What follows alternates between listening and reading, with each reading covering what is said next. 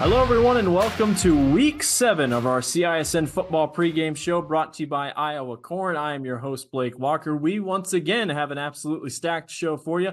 We got highlights of our 3 games from last week. RPI just came out. We'll be taking a look at those along with the top 10 rankings, coach interviews, and much, much more. All coming up here soon on the CISN football pregame show brought to you by Iowa Corn. Jumping right into the highlights. Last week, Ankeny and Valley. J.J. Cole runs it up the middle, trucks over a defender, and scores. Ankeny takes the early 7-0 lead over the Valley Tigers. Michael Provenza. Check out this short little dump-off pass to Bryce Anderson. Makes a couple guys miss. He's going to get down inside the 10, down to the 5-yard line. And then after a couple plays, Michael Provenza fakes the toss, rolls to his left, and makes a beautiful move. Great play right up the middle. Touchdown, Valley. Game is tied at 7 apiece. Later in the first half, 11:41 to go here in the second quarter. How about this reverse play? Aiden Price all the way down, almost gets in, falls down right inside the 5-yard line. Valley would go on to score the very next play. How about this throw? J.J. Cole down the sideline to Jamison Patton. How about the grab by the former Des Moines Roosevelt Rough Rider? Jamison Patton, JMO as they call him, makes a great play. Later in the drive, Cole rolls to his right. Beautiful play set up right into the lap of Jamison Patton. Touchdown, Ankeny. We're tied 14 apiece. Valley not going away, though. 1:47 to go here in the first half. Michael Provenza, pretty much the same exact play he scored on earlier. He scores on again. 21-14. Valley takes the lead back over Ankeny. But then the Hawks started to hit a little bit of rhythm. 1:06 to go here in the second quarter. How about this long pass? Maddox Ward makes a quick move, and he is gone. Blazing speed down the middle of the field. Ties it back up, 21 apiece, going into the locker room. That's a 71-yard touchdown by Maddox Ward.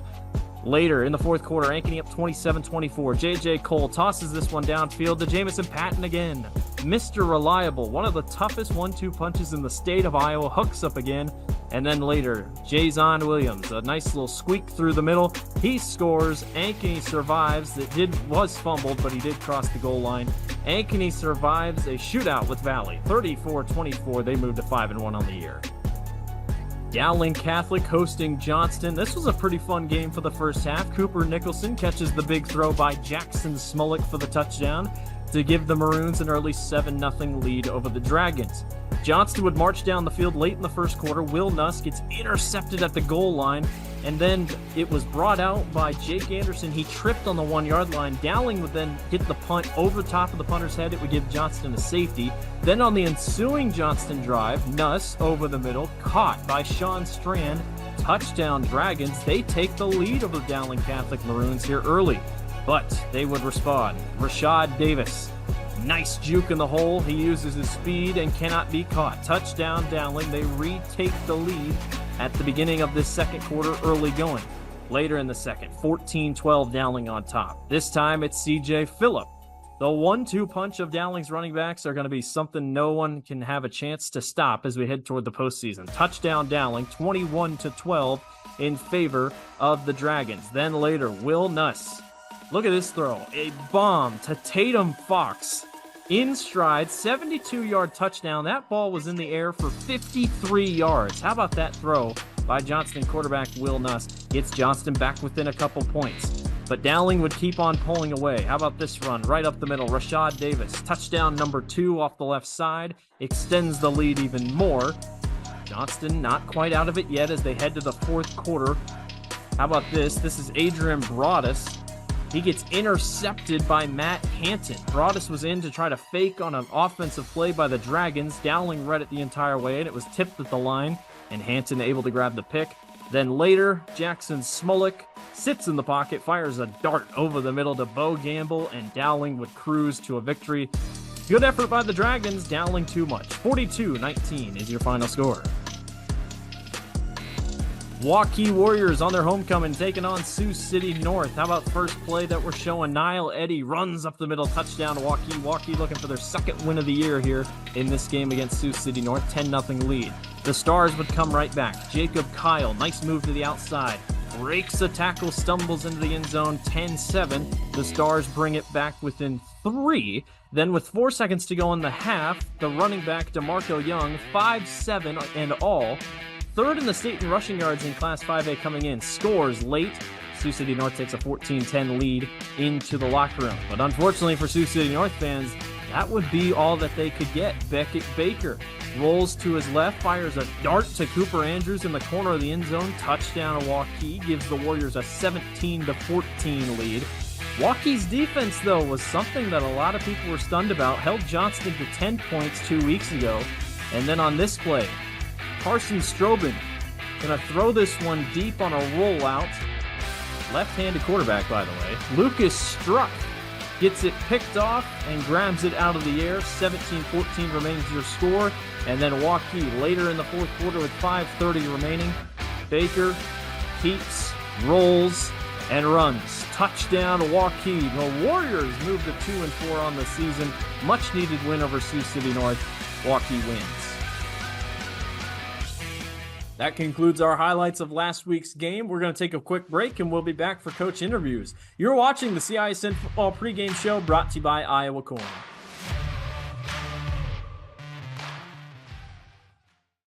We all love a good win, however small or ordinary.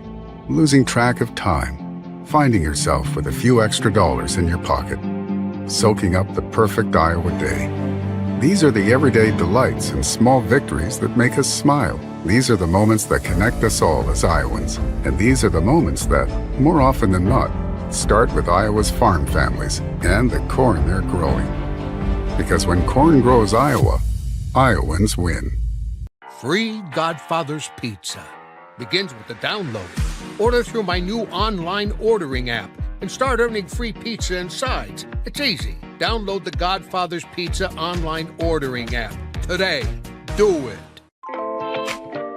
Hi, this is Chris from Fireplace Superstore, and it's going to be an interesting patio furniture season this year. We have ordered a ton of merchandise, but due to supply chain issues, it's coming in a truckload at a time all summer long. If you want the best patio furniture, check early and check often. If you want to custom order your furniture, get in here as soon as you can to give your furniture the best chance to arrive this summer. Fireplace Superstore, Iowa's best patio furniture selection, just east of I-35 on Douglas Avenue. For 75 years, Holt service trucks have hit the streets of central Iowa to help customers in need. It might be for plumbing, heating, cooling, a water heater, or the usual repairs and maintenance. We've done that with quality work from quality employees who bring passion and personality to the job. That's the Holt difference. It gives me great pride to see how our company has grown from the seeds of success my grandfather planted in 1947. That's why more and more central Iowans are saying, let Holt handle that. I'm off to college.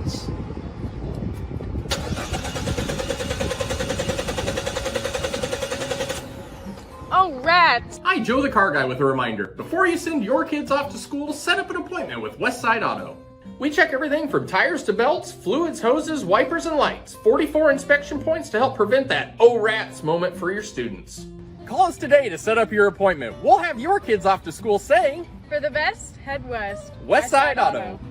Not all used vehicles are created equal. DeArmond certified used vehicles have a big advantage. What sets us apart is that all used vehicles receive a 175-point inspection. Carfax report, 2 oil changes, collision deductible coverage, and wheel dent and windshield repair. Also, all DeArmond certified come with 2 warranties. A 1-year 12,000-mile bumper-to-bumper and a 2-year 100,000-mile powertrain. DeArmond Ford Indianola, DeArmond Automotive Knoxville, DeArmondAuto.com. Do you know what the best part about being a dog is? You can hear disaster before it even happens. You know what they say about disaster? Sometimes it can inspire a symphony.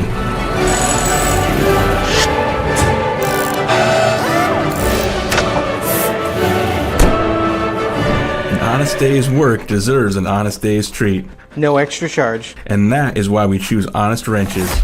No extra charge. And it's how service should be.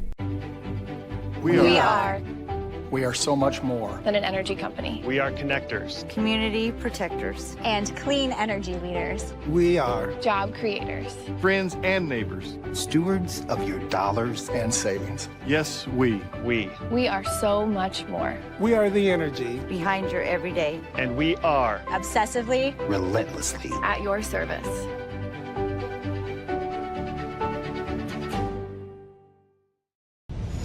Ever have one of those awkward moments when a business disappointed you? You got ripped off? Didn't get what you expected? The Better Business Bureau can help you avoid these uncomfortable situations. BBB accredited businesses are honest, ethical, and reviewed annually by the BBB. Don't experience another awkward moment with a bad business. Trust the ones that operate with integrity. Look for the BBB seal. It's the sign of a better business. And find a better business anytime at bbb.org.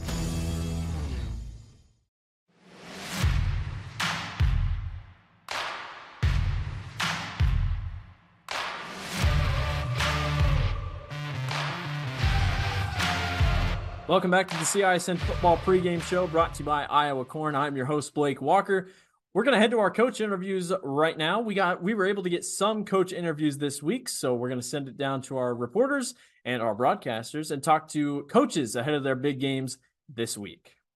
Here on the pregame show, Paul Yeager, along with Corey Kapatich, head coach of the Northwest Wolves. Coach, your season's in thirds here, that brutal third, the middle third, and now you come into that final stretch. What's the approach tonight? I think same approach we've had all year. We just take it one game at a time. You can break it down to thirds, but really, so far, I think just about every team we've played outside of Sioux City West has been ranked when we played them. Now we've knocked off a couple of those teams, fortunately, but every team we've played at that time has been ranked. So they're all big games. So we just take it one game at a time. One game at a time. You're coming off a game last week where you play a good squad that throws the ball around, kind of gets you ready for this week a little bit.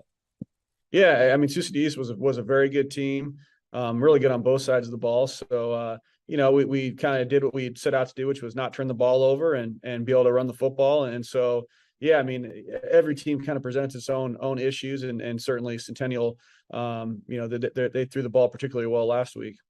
I'd be remiss if we don't mention Chase Lamb. You kind of mentioned to me earlier this week, he's kind of the key for your defense. Why? He makes good plays. He's physical. He kind of sets the tone for us on defense. And he kind of plays the brand of football that we want to play here at Northwest. He's a guy that in the middle of that defense, or at least in the middle of the action, what is it about a guy who finds the football on defense? Well, that's one thing on defense. You want to be able to find, 11 guys that are physical, that kind of have a nose for the ball. And that's not that takes a lot of instincts as well. And so he kind of has those natural football instincts that allows him to be a good defensive football player. How do you get that to translate to other guys, younger guys, not your other 11, of course, but your younger guys? How does a Chase Lamb lead to help your program? Well, obviously just by leading by example. It's kind of how he approaches it. He loves to be physical. And it's just kind of that mindset that we preach a lot about toughness and discipline and effort. And he does all three of those things. Your defensive line, what is their approach? Are they ones? I've heard some D-line coaches say, you guys aren't making tackles. You're making it so the guys behind you can make tackles. How's your approach against a team like tonight? I think a little bit of both. I mean, defense is so job oriented. I mean, we certainly want those guys doing their job. But we want guys that make plays as well. So, when a play is present to himself, we want those guys to be able to make those plays at the same time they need to do their job. And if that means that means someone else is making the play, then so be it. You have a couple of guys on your offense side that run the football well. One name we've heard a lot, the other one we say a lot. Your running back and your quarterback, Johnson and Grisham. Guys are important to your program. I guess I'll ask the one-word question: why? Well, again, I mean, we really want to be able to run the football, and we do it out of a lot of different positions. But certainly, running our quarterback was important last year. It's important this year. Brady's a big physical back. I think he carried the ball 30-some times last week. He also likes to play physical football, and then Sam's a little more elusive. He's quick. He's probably the fastest kid on our team. So they both give different looks from different positions. Speed is such a hard thing to defend in football, and I've heard it from more than one person. They just love the speed of your quarterback. That's always one of those things you're like, oh, I can't coach it, but you can coach it up. How do you coach it up? Well, we just try to get him to make good decisions. Earlier in the year, we struggled with some turnovers, and now he's cleaned those things up, and it's allowing him to make better decisions, both running the ball and throwing the ball, which is making him a lot more of an effective quarterback especially these last 3 weeks. Offensive line, Cale Winter is a guy we know. He's not the only name, but who's your anchor of your offensive line? Well, Cale would be he'd be the anchor. But we've got several guys that started last year. Malcolm Mutai was a starter for us last year. Landon Kennan started for us towards the end of the year. So we've got guys that have started several games that are critical to success in our offensive line. And then the rest of approach tonight, I'm guessing, is a lot of those cliche things. You have to take care of the football. And what's time of possession mean to you? Is that something you get hung up on? Yeah, I think it's important. We know if we're able to run the ball, control the game, time of possession, those are all things we look at. We look at field position, time of possession, turnovers. Those are all things I think are critical to success. And I think, in our wins over Johnston and Sioux City East, they threw for a lot more yards than us, but we ran for a lot more yards. So I think in most games, if you can run the football and stop the run, I think there's a good chance you're going to be successful. I asked you this earlier last week, second year of the program, but a lot of you guys have been together at Waukee together. But how is it the relationship of trying to make in-game adjustments and understanding who is providing what feedback for you if a team does something, oh, that's not what we expected? How has that transition gone for you on the in-game side of things? Well, it's been really good. Like you said, I've been with these guys for a long time. Most of us have been together for almost 10 years. We've brought some new guys on staff throughout the years. But we've been together for a long time. So it was really pretty, as far as that stuff goes, just the coaching staff is a pretty seamless transition. And we've done a really good job of hiring really good coaches at all levels of our program, from eighth grade all the way up to our varsity program. Lastly, about Centennial tonight, a lot's made about how they throw the football more. What do you see in a Trent Smith on tape that has you concerned? Well, he's obviously their offense presents lots of problems for some of the things they do on offense. He had a great game throwing the ball last week. You've seen it all year. So, we got to just make sure we play sound defense, keep everything in front of us, not give up the big play. It's always going to be fun. We'll see how it all shakes out. Coach, thank you. Yep, thank you. That's Corey Kapatich, head coach of the Northwest Wolves. Our pregame show continues right after this on CISN. Here on the pregame show, co-head coach Ryan Pizzetti. Coach, I called your team the hottest team in the state. You called them the most injured. What do you think after a couple days of practice? Which one's more accurate? You know what? We're still beat up a little bit. We're starting to get some guys back, and that's encouraging. But to what extent their health-wise is we're just going to have to wait till Friday before the game. Well, I was going to ask about conditioning later, but let's talk about it now. Taylor Anderson, I heard it's something called Time with Taylor. How important is conditioning with the guys this time of year for their health and trying to keep them on the field? You know what? They should be in shape by now. But, we do have some kids playing both ways and taking a lot of snaps, and we're trying to manage those collision shots and in practice and then in the game just for their safety and their health. But it's always important. It's always important as you get going to this point. Now, do you have to stop the offensive practice when Taylor Anderson is yelling on the other side of the field? No, not yet, but it does get quite entertaining. You clearly hear what he's saying. Yes. Yeah. All right, you've had this team together now. You're coming into that final stretch. You talk about one game, one practice at a time. This is a big game tonight. Why? Huge game. They're 3-3, but their 3 losses are to 3 outstanding teams.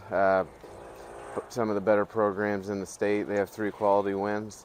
They're in the same situation we are. Last week, if we would have got beat by Urbandale, which is a game that could have gone either way, we'd be 3-3 and in this position. So they're fighting for a playoff position. We know we're going to get their best, and this is for a district title for our kids and their kids as well. So a very important game. These guys on your team, a lot of them remember last year and the little sputter that happened at this time of last year. Do you talk about that at all? Because each team is different, but when you have some carryovers. Same schedule. Last year we were beat up beyond belief at this point. But just, it's a new team, new year, new goals, just one game at a time moving forward. This week you face a quarterback that some call one of the fastest in the state. Good morning. Where Trent Smith isn't too slow either. Pretty good at quarterback. This is a good quarterback battle tonight. Yeah, you know what?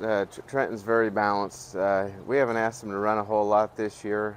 We would like to as we get closer to the end. Waukee Northwest quarterback, he's a very dynamic athlete. Doesn't throw the ball as much, but what he does on his feet is very important for his team. What is it about a fast quarterback that makes it hard to tackle versus a physical running back? You know, it's just quarterback. It's just an equalizer. You know, whenever you get a quarterback that can run, it's a plus for your offense, and they have that, and that's what they built their offense around. You have we've talked about Trenton and his development this year. As you progress in things, are you adding layers of complexity to him or refining the existing plays and just see if he sees another level or one more read or one more thing? You know what? We do have a lot of offense in for him, and with every week, every defense in high school football, every defense is quite different. And you know, you can't just sell yourself out on what you put in day one. We're always putting in different stuff, different wrinkles as the week goes on. Last week against Urbandale, we scored 4 touchdowns. 3 of them are on plays we put in last week. So we're always looking to put something else in to help benefit his skill set. Well, and you have to enjoy the development of all the kids as the season goes on. What is it as a coach when you see the light bulbs go off or the development where you can do those things you're talking about? Well, just like we talked earlier about injuries, and with our schedule, we're always going to have physical football games and injuries, and our kids have played different positions. They've been bounced around a little bit from here to there, and within our schematics and our offensive schemes and defensive schemes, our kids have to be knowledgeable of every position, not just their position. They might be the next guy in for the next week at somewhere else. So that makes practice all the more important. Absolutely. All right, defensively quick as we close. What do you see this unit needing to do tonight? We kind of talked about the speed. They know it's going to be most likely a physical game on the ground. So defensive guys got to love that. They get all lathered up for that kind of thing. You know, we have to stop the run. That's our first goal in every game: stop the run and contain the pass. And you know, they're a run dominant team, and that's where we got to be focused on. You know, stop the run, make them punt, play field position with them, and make sure we flip the field in our favor, get 2 first downs, and you got to make sure we don't give up big plays in the pass game. Sounds like you've said those things a time or two to the team this week. Yeah. That's co-head coach Ryan Pizzetti. The pregame show here on CISN continues right after this. Once again, we want to take the time to thank all of the coaches that were able to talk with us this week. We wish them the best of luck on their games tonight. We're going to take another break, and we'll be back for RPI, Top 10, and some games to watch. You're watching the CISN Football Pregame Show, brought to you by Iowa Corn. We all love a good win, however small or ordinary. Losing track of time, finding yourself with a few extra dollars in your pocket, soaking up the perfect Iowa day. These are the everyday delights and small victories that make us smile. These are the moments that connect us all as Iowans. And these are the moments that, more often than not, start with Iowa's farm families and the corn they're growing. Because when corn grows Iowa, Iowans win. Not all used vehicles are created equal. DeArmond certified used vehicles have a big advantage. What sets us apart is that all used vehicles receive a 175-point inspection. Carfax report, 2 oil changes, collision deductible coverage, and wheel dent and windshield repair. Also, all DeArmond certified come with 2 warranties. A 1-year 12,000-mile bumper-to-bumper and a 2-year 100,000-mile powertrain. DeArmond Ford Indianola, DeArmond Automotive Knoxville, DeArmondAuto.com. Do you know what the best part about being a dog is? You can hear disaster before it even happens. You know what they say about disaster? Sometimes it can inspire a symphony.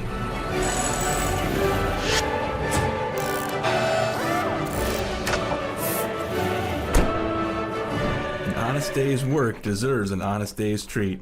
No extra charge. And that is why we choose Honest Wrenches. No extra charge, and it's how service should be. We are We are so much more than an energy company. We are connectors, community protectors, and clean energy leaders. We are job creators, friends and neighbors, stewards of your dollars and savings. Yes, we are so much more. We are the energy Behind your everyday. and we are Obsessively. Relentlessly. At your service.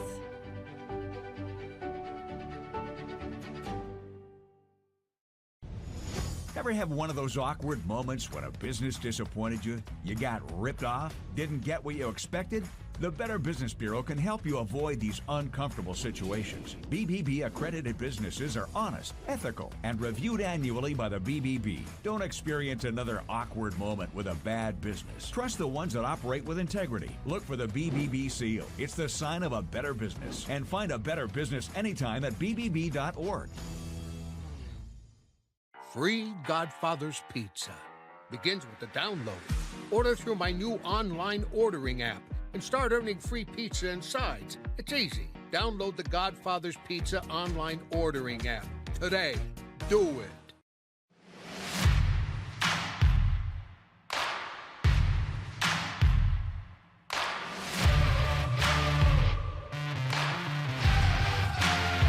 Welcome back, everyone, to the CISN Football Pregame Show brought to you by Iowa Corn.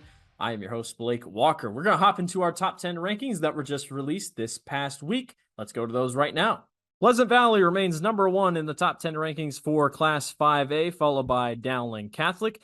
Ankeny, number 3, Southeast Polk, number 4. Those top 4 probably will stay the same if I had to imagine as we head toward the playoff. Pleasant Valley gets a tough game this week. Cedar Rapids Prairie, who plays Southeast Polk this week, jumps into the number 5 spots. So the Hawks looking pretty good over there on the eastern side of Iowa. Ankeny Centennial continues to rise. They are 6th in the latest polls. Cedar Rapids Kennedy gets upset by Cedar Falls. They drop from 5th to 7th. Davenport West, with a big win over Dubuque Senior, jumps from 10th in the polls to 8th in the polls. So the Falcons continue to climb. Can they keep going as their schedule strengthens? Cedar Falls at number 9 after the upset over Cedar Rapids Kennedy. They jump back into the top 10. And Iowa City High jumps back into the top 10 as well. They get a tough game with Pleasant Valley this week. Now on to the RPI. RPI is the big important factor when it comes to seeding these teams. Top 8 will all get playoff home games. Top 4 get buys. 16 teams make it total. We're showing you 19 here. Dowling Catholic is number 1. Pleasant Valley is 2nd. Ankeny 3. Southeast Polk 4. Cedar Rapids Prairie are 5th. That is the same pretty much top 5. Only difference is Dowling, Pleasant Valley have swapped places. Davenport West 6th, might come to a surprise, over Ankeny Centennial. Cedar Rapids Kennedy is 8th. Ames is 9th. Ames is not ranked in the Class 5A rankings by the Des Moines Register. They currently have a big game with Dowling this upcoming week. Iowa City High is 10th. Waukee Northwest, who just got back to 3-3, 500 last week, they are in 11th. Over Cedar Falls in 12th. Iowa City West in 13th. Sioux City East in 14th. Urbandale at 4-2 is in 15th. And Johnston at 3-3 is in 16th. The 3 teams on the outside looking in, Valley at 3-3, then Linmar and Dubuque Senior. Valley will be the one to watch in the next couple weeks. Can they break into that top 16 and get a shot at the playoffs? And finally, we are headed on to our games of the week to watch here in Class 5A.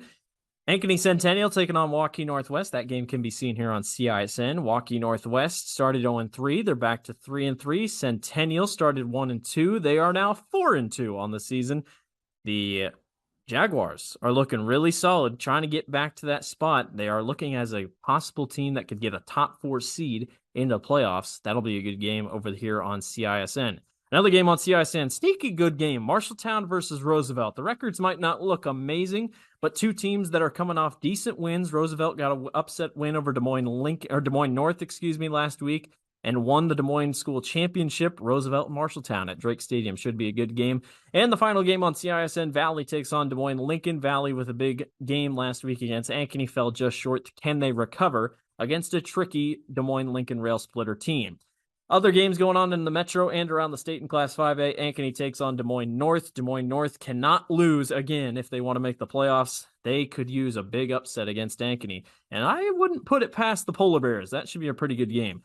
Another huge game here in the state of Iowa and in the metro. Southeast Polk takes on Prairie. If you remember last year, Southeast Polk was a blocked, almost missed field goal away from losing that game. Xavier Nwankpa blocked the game-winning field goal possible, and that sent Prairie out, and Southeast Polk hung on to the victory. Another big game, Cedar Rapids Kennedy takes on Davenport West. The Falcons look to move to 7-0 on the season. Iowa City High versus Pleasant Valley. Iowa City High lost this game last year, which got them out of a top 4 seed in the playoffs. Pleasant Valley tries to stay unbeaten, and Urbandale tries to get back on track and keep their season running and improve their playoff stock with a big game over Sioux City West. That will do it for us here on the CISN Football Pregame Show, brought to you by Iowa Corn. Appreciate everyone for watching this week. We hope you enjoy your Football Friday and hope you have a good rest of your weekend. We're going to send you to your big game of the week, wherever it is you're watching. I'm your host, Blake Walker. Thank you for watching the CISN Football Pregame Show, brought to you by Iowa Corn.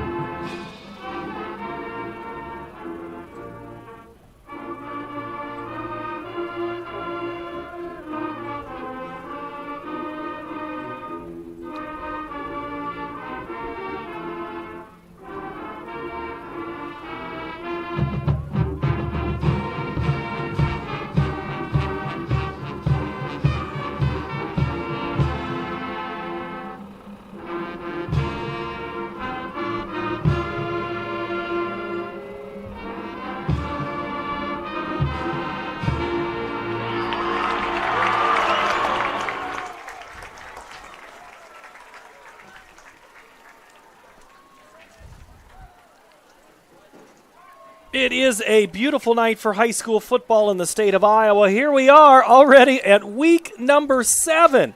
It's two teams headed in the right direction up, but it's a big matchup tonight between the Waukee Northwest Warriors, or the Wolves, and the Ankeny Centennial Jaguars. Hello, everybody. I'm Paul Yeager, along with Tim Hauber. Dallin Christensen will be with us in a couple of minutes. Tim, we begin tonight with a 3-3 and a 4-2. The difference in their, not much different in their records or in how they got there. Both lost early, but have won since. Why has Waukee Northwest been able to put a string together of wins? I think they're only in their second season as a high school football team. I think coaches have got their offense in. That second year is so much easier because the familiarity with the playbook comes in. So now they start off a little slow, but they've got that 1-2 running punch then there with their quarterback and running back that we're going to see quite a bit tonight. In the second year, they're still called the Wolves like they were in season 1. We're talking about the 1-2 punch of Sam Johnson and Brady Grisham. Tim, they've had all but 28 of the team's carries, 191 between the two of them. These are some tough runners. Having your quarterback, though, being one of your leading runners, any concern? There is, because this is a physical game. You know, you could knock your quarterback out. Sam Johnson is a very elusive runner, so we're going to see him take off. He may be the best running quarterback we've seen this year, and we've seen some good ones. Defensively for the Wolves, they're led by one guy, 45 and a half tackles. That's Chase Lamb. He's the one Coach couldn't say enough good things about. Are you excited for a good defensive player? Yes, and we're going to see both two good sides because we know what kind of defense that Centennial is going to bring in. But yeah, Chase Lambs, he's physical, he's very athletic, he's their leading tackler. So I would recall his name quite a bit tonight. For the home team, the Centennial Jaguars, Trent Smith just continues to impress. 70% of his passes have been completed, and he's been throwing a lot of them. Tonight he has the chance to go over 1,000 yards. Don't call Centennial a rushing team. You might get a tart answer. Yeah, I think the difference is like a 52 to 48%, run-pass ratio. So, no, they've really got a lot of balance in there. That's one thing that Coach Pizzetti is priding himself on this year, that they really find that boat, that it takes the running game more effective if your passing game is highly effective, and they control the clock a lot more. Easton Miller was big in relief of Eli Porter. We'll see them both tonight as Porter started practice on Monday. He was actually cleared to practice last Friday. We'll see how gingerly he responds to one of those first hits. He looked good in practice this week. Why is a good running back so important? You could ask the same thing with Waukee Northwest, what a good running back does. But Porter has another gear. He's one of those difference makers at running back, so you want to utilize him in the game. If not, they do have a corral full of runners in there that can go back to an even Easton Miller. You have to take them one game at a time, and on the defensive side of the ball for the Jaguars, it's really been more than one guy at a time. There's been a lot of good defensive players. I asked specifically about Brody Taggart with Coach Pizzetti this week. He just says, hey, when you're a 3-year starter, he's just 7 tackles against Indianola. He had 6 last week against Urbandale, 35 for a total. Defensive linemen aren't supposed to make all the tackles, but he is. Well, the good ones do. Yeah, and he's one of the better ones that I think we've seen in many years. He sets that edge very well. He does run sideline to sideline. You always have to know where he is. He's almost in that same conversation as Campbell is from Cedar Falls. All right, we're going to step away for a quick 1-minute break, and then we'll get our first in-game or first pregame check with Dallin on the field on this beautiful night for high school football. It's Waukee Northwest and Ankeny Centennial next here on CISN.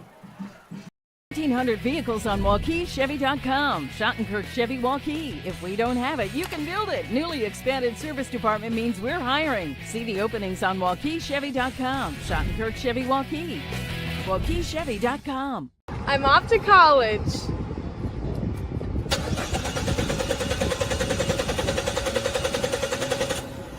Oh, rats. Hi, Joe the Car Guy with a reminder. Before you send your kids off to school, set up an appointment with Westside Auto. We check everything from tires to belts, fluids, hoses, wipers, and lights. 44 inspection points to help prevent that oh rats moment for your students. Call us today to set up your appointment. We'll have your kids off to school saying, For the best, head west. Westside Auto.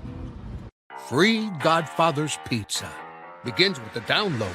Order through my new online ordering app and start earning free pizza and sides. It's easy. Download the Godfather's Pizza online ordering app today. Do it. Back here at Ankeny Stadium, Waukee Northwest and Ankeny Centennial just moments away from both teams coming back out onto the field.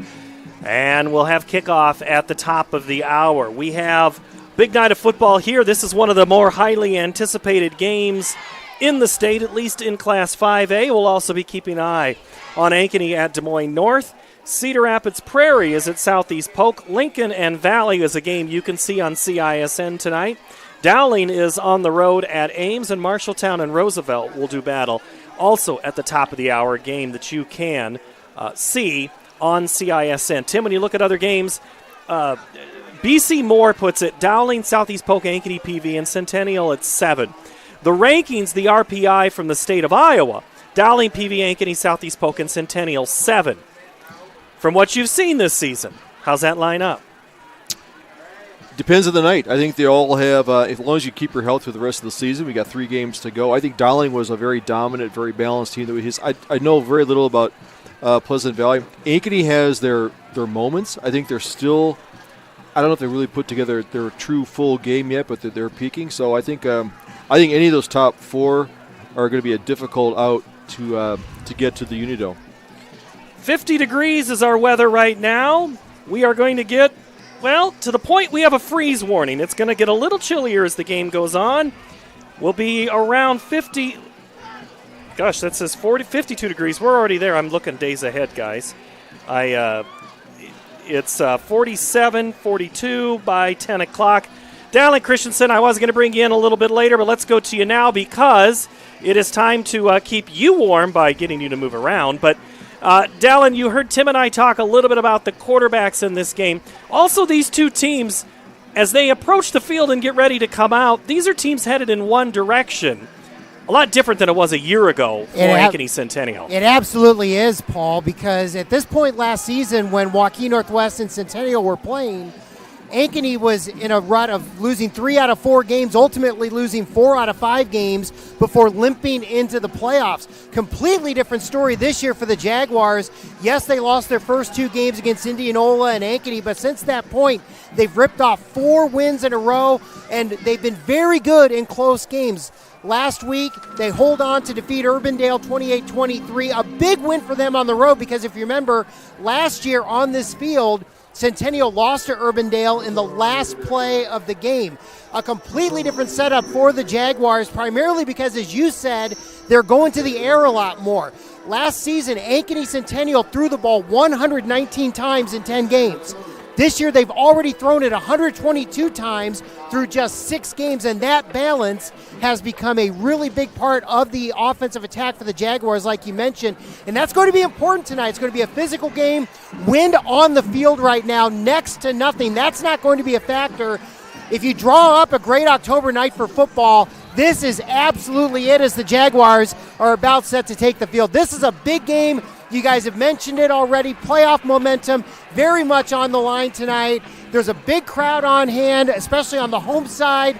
And it's just a great night for high school football, and really looking forward to everything. Back up to you guys in the booth. Thank you, Dallin. It's jersey night here as the jerseys are in force, wrapped around in blankets. Centennial making their way out of the locker room back at Northview Middle School.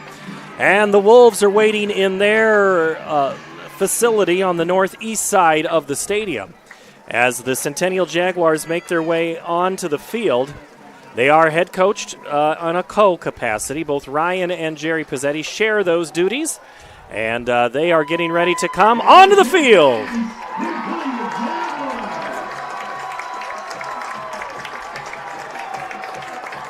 Jaguars are 4-2 after those 2 losses to Indianola and Ankeny. They've rattled off wins against Waukee, Cedar Falls East, and Urbandale. Tim Hauber, how have the Jaguars done it?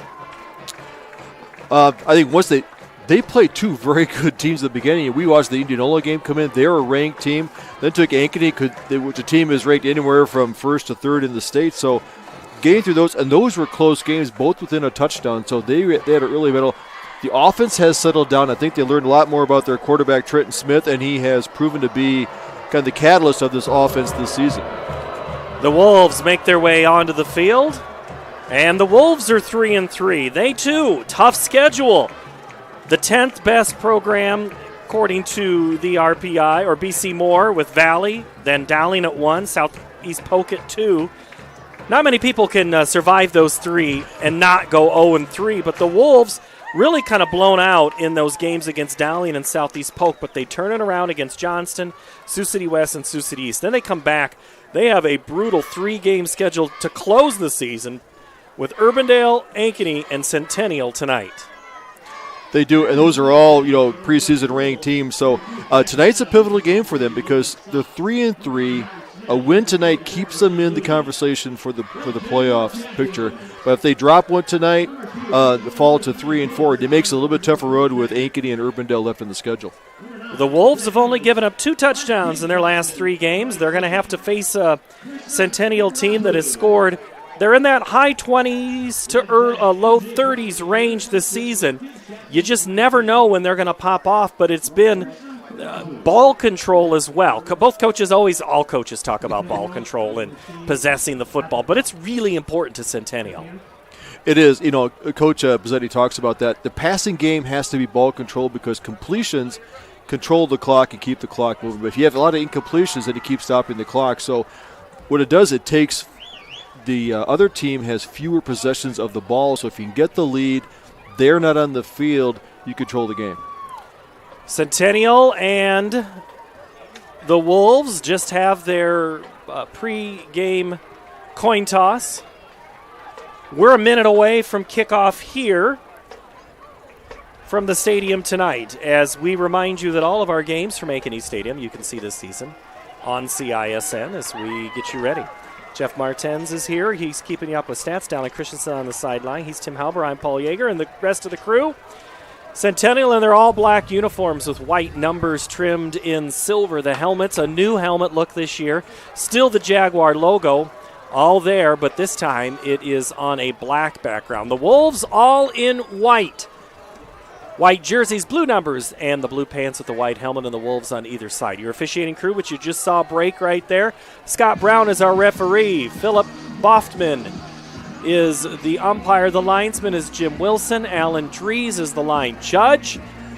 And Kurt Reno is your back judge. Centennial will receive. And Northwest will tee it up and kick things off here. Snyder and Severson back deep for the Wolves. Tanner Philpott to kick things off for the Wolves as we tee it up. Tim, let's have a fun one. Yes, a perfect day for football. I love, the upper 40s, maybe 50 degrees. It's perfect weather for football players, so this should be a great night. Philpott to tee it up, and we are underway from Ankeny Stadium, week number 7. Max Snyder is going to take it at the 6-yard line for the Jaguars. He cannot escape a great sprint down tackle by Waukee Northwest Logan Stotts, and that's where the Jaguars will start their offense, which will come out featuring Trent Smith. We have talked about Smith. One of the things Coach Pizzetti preaches over and over, and he's so proud of, the complete percentage. They want him to make smart plays. He's got the receivers. He brings Severson and Snyder. Snyder, a big 71-yard touchdown catch last week, lines up to the near side. Severson to the top, and Eli Porter back into the game after missing last week with an injury that he sustained in the game 2 weeks ago on this field. First play is a play action. Rollout near side. Smith throws it, caught by the big tight end, Chase Shuddy. How can we not mention Chase Shuddy? First play to him is a reception to the 30. I think we'll mention him quite often tonight, but that was a good out route here on the sideline. Tough one. Looks like a big basketball rebound. He got up there, got it in his hands. Receivers want to get the ball in their hands and not let it get to their body, so good pass and catch there to start this drive.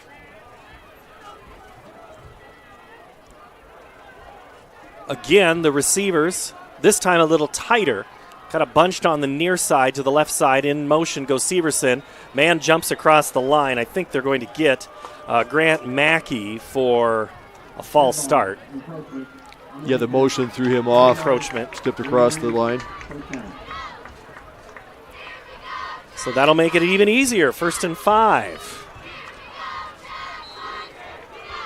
Waukee comes out in that standard 4-man front, 3 linebackers. Bennett Griffin back in at center. Both him and Tyler Eisentrager have been taking snaps this week.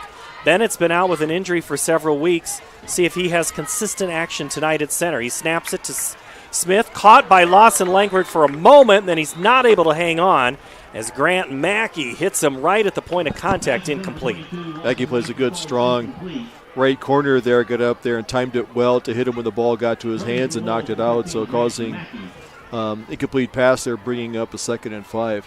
Langford used a lot in practice this week, and I imagine we'll see him a little bit more as the night develops. He is on the line to the left side as Smith, as it's Snyder and Severson again split out wide. First handoff to Porter. He comes up, takes some contact just short of the 40. There first for Northwest was Andrew Eastman and his 17.5 tackles. And it is close to a first down, and it is. Scott Brown says, move the chains, gentlemen.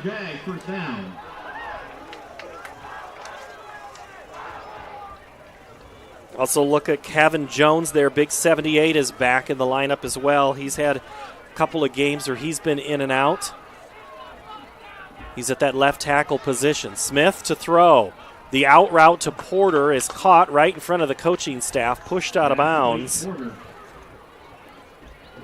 by Northwest, and that's Chase Lamb.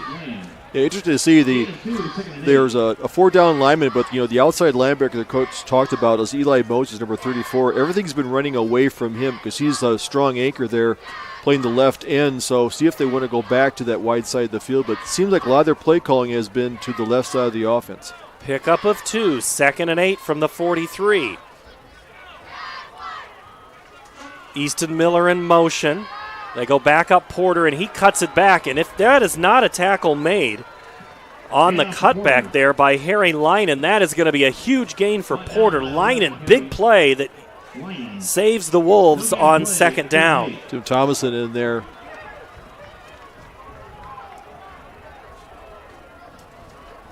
Big senior, 6 foot, 255. So in there on the tackle cause. When you don't get yards on that 2nd down, now you got a 3rd and 8, 3rd and 9. So that's what they want. Now they're looking at more like a 3-man front, looking at a 4 linebacker, covering those passing lanes. Look for Shetty to be open. 3 receivers to the left side of the formation for Smith. He looks that way. Now he's flushed by that 3-man rush, throws off his back foot, takes a hit right at the sideline. No call there. Lamb giving chase, as does Eli Moses. Incomplete punting time for the Jaguars. Here comes Easton Miller. Cale Winter, number 77, in there on the tackle. You'll see him play offensive line, but he also come in special situations. Coach praised him that he is a great lineman, that he's got some major college scholarship programs looking at him. First punt from Miller. The lefty gets a sideways kick. It bounces at the 32, goes pretty much straight up in the air, and then will meander its way inside. Sean Stewart there to help down the football. Let's go down to Dallin Christensen on the sideline for his first in-game report, Dallin. As you see Centennial there, only 21 yards of offense on that first drive. And as you mentioned, Waukee Northwest really doing a good job of forcing Ankeny to the short side of the field. Everything was going to the right of Waukee Northwest and to the left of Ankeny, and we'll see if that becomes a pattern more throughout the night. Sam Johnson, first play, they go Grisham up the middle, and now he darts out to the outside. He's got a first down on that far sideline. Brady Grisham turning on the burners there on that play. For a 6 foot, 195-pound running back, he's got some nice moves. He dipped a shoulder inside, took it outside, picked up another 5 yards, taking it out, gaining 9 yards, bringing up a 2nd and 1. That play looked like it was supposed to be more of a dive, and then Zach English and then Cole Greider pushes him out. Back underneath again, this time up the middle, a little more expectation. It does get the first down this time. It was only a 9-yard gain. That one is a 2.5-yard gain up to the 40, where it'll be a first down for Northwest. Good job by Sam Johnson. He had the snap there, fumbled the snap, threw the handoff a little bit, so but still able to pick up 2 yards. 1st and 10 from the 40. Grisham goes in motion. Johnson to throw. Rolls out, throws on the run. Caught, then dropped. It was there for a moment for the receiver, Jackson Adams, and he dropped it at midfield. Would have been enough for a first down. Looked like Jackson came across from the other side of the formation, and dragging across the middle there, mirroring his quarterback coming across. And good pass there by Sam, bringing up a 2nd down. They had Isaiah Mood open in the flats, but a little more wide open was Jackson Adams. Again, Johnson's going to keep it, get up, and boy, he is going to have a hit delivered. Holy cow.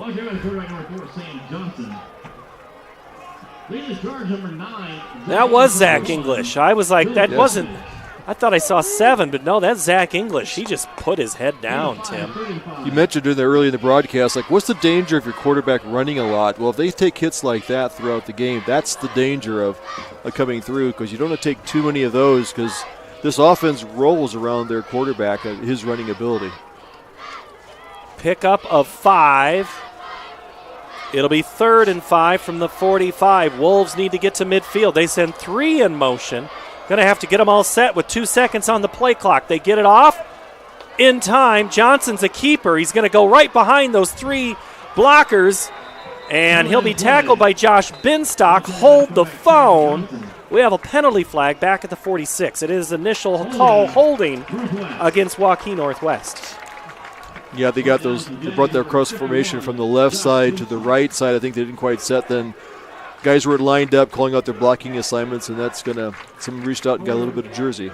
On the offense, number 44, 10 yards from the spot of the foul.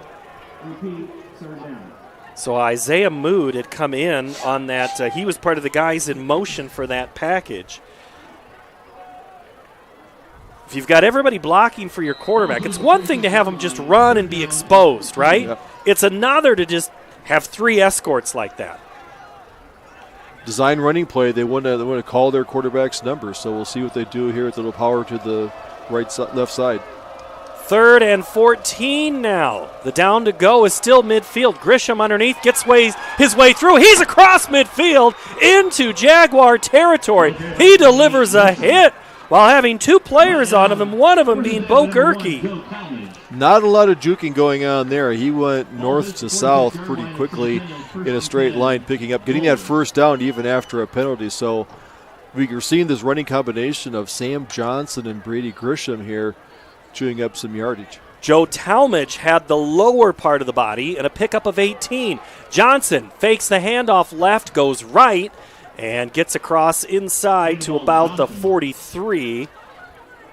Josh Binstock there. Colton Kitt as well. It appears on this, with the weak side formation, that Gerke's going to be shadowing, looking at the quarterback. He's coming up quickly. He almost had him around the ankles there on that tackle. Pick up a 3, 2nd and 7. Grisham underneath. He, this time, not going to be able to run through because Centennial did a little more than arm tackle like they did. Brody Taggart said, enough of that. Shuts it down. It'll be 3rd and long. And Brody Taggart, gain of 2, 35. Well, this offense here, a 3rd and long, they'll probably run. I don't think there's any. They've proven that they could gain big chunks of yardage on the ground, so we'll see what they want to do here. Jackson Adams and Grant Garter go to the top of the formation on the Wolves side of the field, which is the east side here at Ankeny Stadium. 3rd and 5. Play action. They come back to Adams. Catch is made, and he's close to the sticks. He needed to get to the 36. He might be a half-yard short. They'll stop the clock to look at the measurement. The side jump keeps going to the south, then to the north. I think he's about a half-yard short here. But you're in that zone. You're inside the 40. I think it's a 4-down territory for this offense. Scott Brown says we got to measure this one. Now, Tim, I think you've talked about the left, right, and the placement of the football.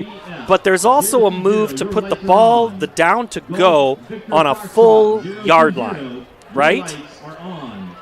Yeah, that's not, well, if you start the drive that way, as long as you're consistent, you always have the same 10 yards to get, when you start a series like that. So, but usually for the side jump to come there, it's hard to tell where that ball really does land. I think the mark is correct. And it's short. The Wolves go under center with Johnson. A big push gets him across the 35. He'll get the first down easily at 6:55. No score here early on between Northwest and Centennial. Both teams with the possession. Centennial stalled out after only 21 yards of offense. Northwest moving it a little bit more. And they convert on 4th down on that play. Ball will be at the 34-yard line.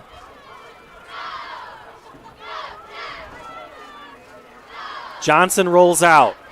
Looks, now takes off. He escapes one tackler, but he cannot escape Brody Taggart. And we have a penalty for... I thought I heard a double whistle. Sorry, no penalty.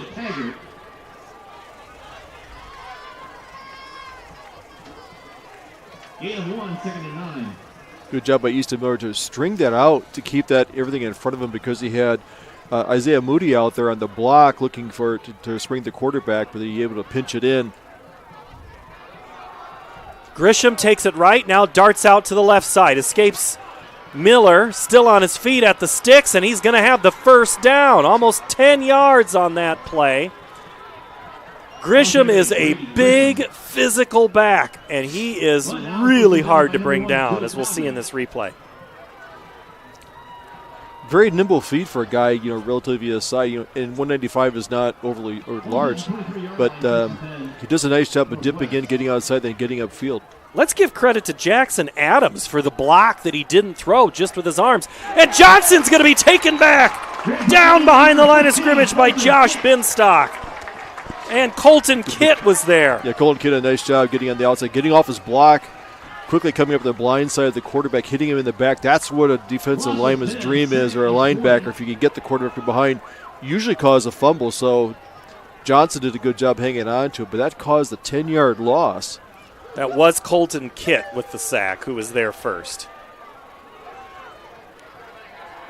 They go fake again, and boy, I thought maybe the receiver had his knee down when he caught it, but just off the turf, catch made up inside the 30.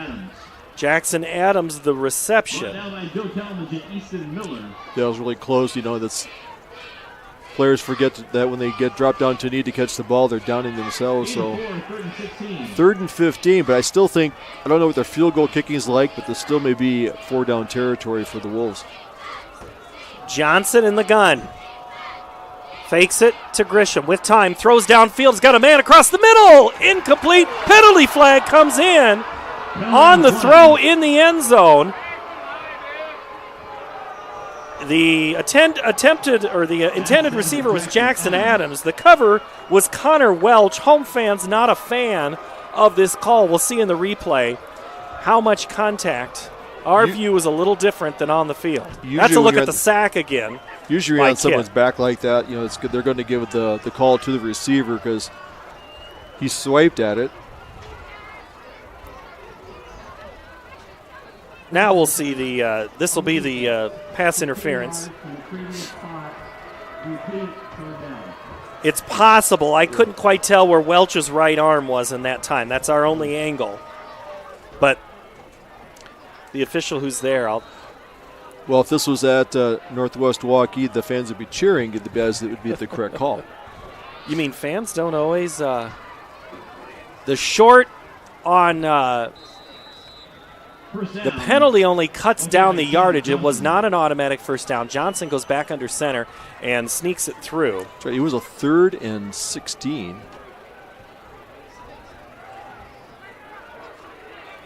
Dallin says on the sideline, he said he had wrapped his arm around the head on that play. Grisham, the carry off left tackle, cuts it back up to the middle and gets inside the 10 near the 6-yard line before Taggart brings him down. Nice pull play there. A guy we're going to call Gale Winters playing, tackle, went there and had a kick out block there that caused Grisham to run inside and find a big hole. So nice job of it. The offensive line doing a great job opening up holes here. Wolves can get a first down and not a touchdown. Grisham, right tackle, cuts it back, keep legs moving into the end zone for a Northwest touchdown. This is reminiscent of last week where this first quarter lasts like 15 minutes. We have to play continuous clock. Yeah. Those are the rules. Like. We have to be out of the stadium by 10. Neighbors complain. This is what they talked about where you're controlling the tempo of the game and the offense by the running game, but that's definitely Grisham. He moves the pile when he lowers his head. Easton Miller tried to come in from the backside. He just couldn't catch him, and Easton's pretty fast, which gives you a little bit of sense of how fast Grisham is. On to attempt the extra point is Jack Gerhardt. He'll line up at the 3:31 mark. And the kick is up and good. 7-0. Northwest strikes first here at Ankeny Stadium. Love a good win, however small or ordinary. Losing track of time, finding yourself with a few extra dollars in your pocket, soaking up the perfect Iowa day. These are the everyday delights and small victories that make us smile. These are the moments that connect us all as Iowans. And these are the moments that, more often than not, start with Iowa's farm families and the corn they're growing. Because when corn grows Iowa, Iowans win. Hi, this is Chris from Fireplace Superstore, and it's going to be an interesting patio furniture season this year. We have ordered a ton of merchandise, but due to supply chain issues, it's coming in a truckload at a time all summer long. If you want the best patio furniture, check early and check often. If you want to custom order your furniture, get in here as soon as you can to give your furniture the best chance to arrive this summer. Fireplace Superstore, Iowa's best patio furniture selection, just east of I-35 on Douglas Avenue. Waukee Northwest goes 16 plays, 63 yards, ends in a touchdown. Took almost 7 minutes off the clock. Philpott's left-footed kick is again taken by Max Snyder. He has a little more speed this time. He gets up towards, fumbles the ball, picked up by the Jags, still on his feet. That's Severson. He's up near midfield, fumbling forward. Hey, when you fall forward and fall up, do it that way. All right, Dallin Christensen, let's talk about that last drive Waukee Northwest had. What do you see? Talking about it as well, the pass interference call was the correct call. That happened right in front of me, and the defensive back had his arm wrapped around his head. Talking about Ankeny Centennial's offense, I was behind them when they were making their adjustments right at the start of that Waukee Northwest drive. They just need to isolate better on their blocking. They're not doing a good job of blocking the defensive tackles in that Waukee Northwest front four. They want to try to isolate them and win the battles up front. Carter Blakely. That's a pencil. I'm sorry, you want a pen or a pencil? Let me get a pen for you. First play to Lawson Langford. He's near midfield. That's also the line of scrimmage. No gain on the play. It'll be second down. Brought down by Lane. Gain of 1, second and 9.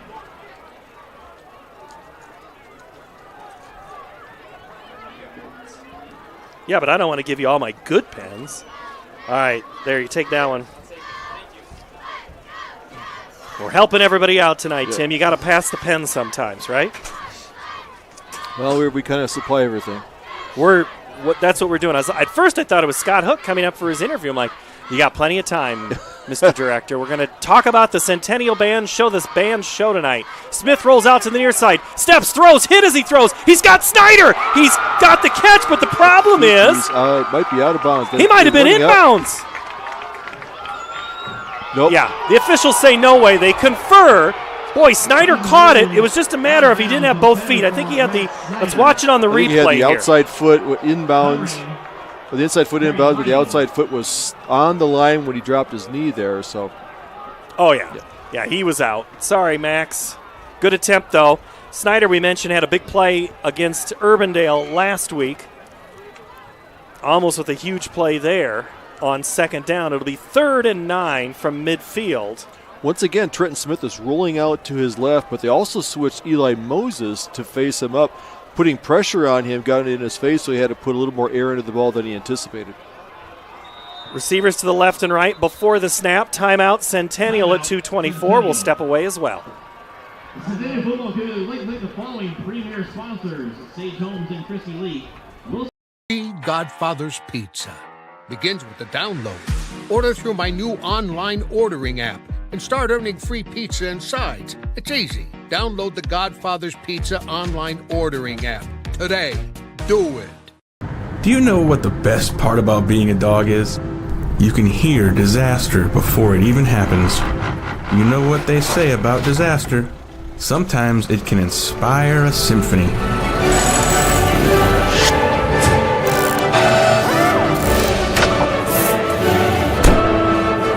An honest day's work deserves an honest day's treat. No extra charge. And that is why we choose Honest Wrenches. No extra charge. And it's how service should be. Over 1,300 vehicles on WaukeeChevy.com. Schottenkirk Chevy Waukee. If we don't have it, you can build it. Newly expanded service department means we're hiring. See the openings on WaukeeChevy.com. Schottenkirk Chevy Waukee. WaukeeChevy.com.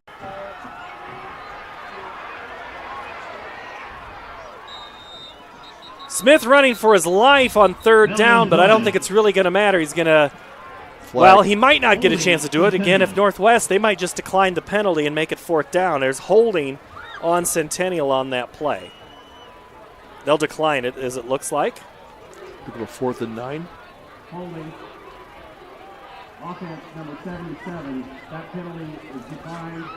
4th down. The center, Bennett Griffin, whistled on that play.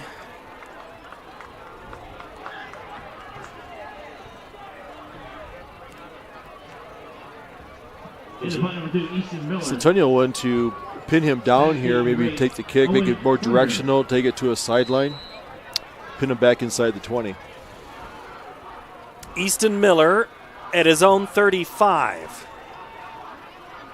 Gets the punt away, but he had some heat. Bounces, takes a little bit of a spiral roll, and will go sideways down at the 20. Downed by Centennial's Nate Christensen on coverage, right in front of our Dallin Christensen on the sidelines tonight. And Paul, from where I'm standing, Waukee Northwest defensive front is beating Centennial's offensive line. As you could see from up in the booth, Trent Smith getting flushed to his left almost every single time that he's back to throw, having a really hard time getting his hips underneath him to be able to throw. Johnson the handoff to Grisham, and he's met at the line of scrimmage. Not much of a gain, maybe 2. Hunter Simon. No, take that back. That is Mitchell Greider there for the tackle. Thank you, Dallin, for that report. Sorry, didn't thank him. I got so wrapped up. I was so excited about that play. You like to see the ball run, don't you, Tim? I do. I'm smiling over here. Play fake to Grisham, and Johnson takes it. Easton Miller, Zach English, and Joel Talmadge there. I got the sense from talking with Centennial coaches this week, Tim, that they were fully prepared mentally for the running of Sam Johnson. How do you think they've done in the first 10 and a half minutes of this game? I think they're respecting, you have to respect Brady Grisham's running, so it pulls the defense. They spread out. They have to watch really sideline to sideline. Grisham gets the call. He gets across the 30, and if the line judge on the far side is right, it's going to be a first down. I think the right foot's down, so I think it's a first down. Grider and Kit. All right, so looking at who is up there making tackles, you see the cornerbacks, Gerke, and the safety Talmadge. You're seeing Easton Miller, who's kind of that hybrid linebacker spot. That doesn't sound like Centennial really respecting the pass. That interior 5 of Waukee is doing a really good job containing those linemen there and keeping them occupied. Grisham on first down, up the middle, gets away. Hudson Simon makes the tackle after a 12-yard gain to move the chains.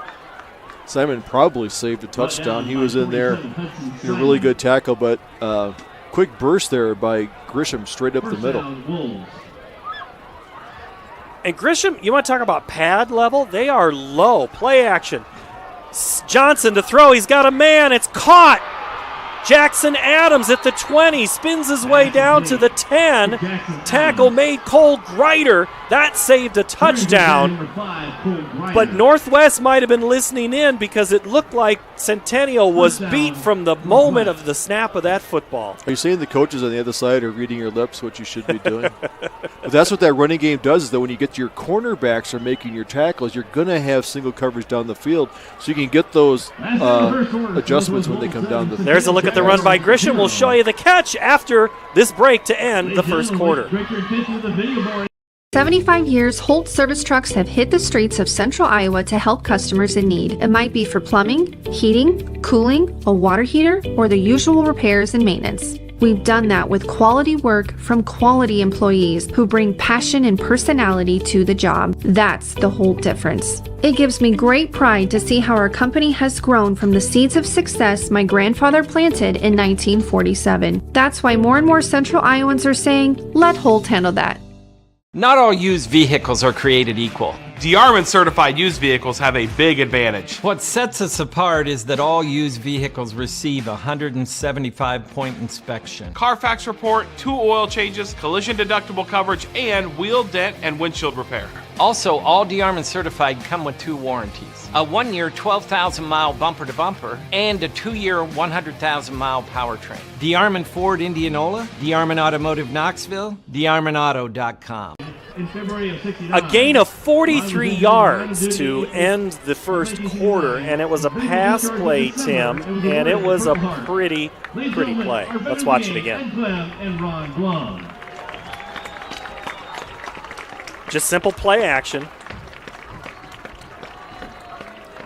And Jackson got behind the defensive back. He got behind Grider. Yep, he got single coverage there on the corner. But what that does, you look at the defensive linemen on that play, they're all reading for the run. They aren't rushing at the quarterback. That creates another second or two for the quarterback to sit up and make a deep throw like that. So the running game setting up the entire offensive scheme. Wolves back in the red zone at the 18. First down. Grisham up the middle. Cuts it back, still on his feet, still moving inside, this time to the 5, all the way to the 3. Hudson Simon again makes the tackle.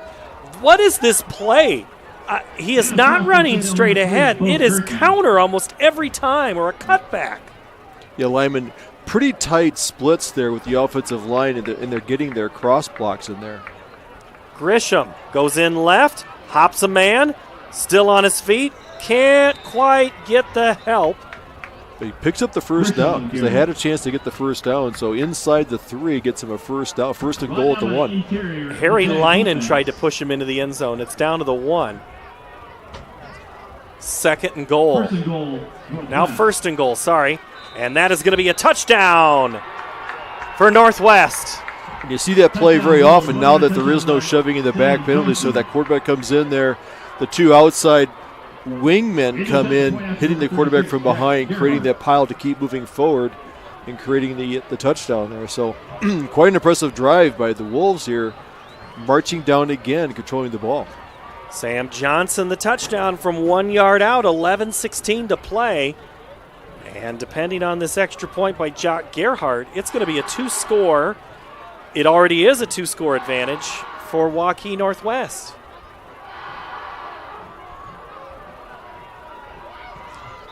14-0. Waukee Northwest pitching a shutout here at Ankeny Stadium. Off to college.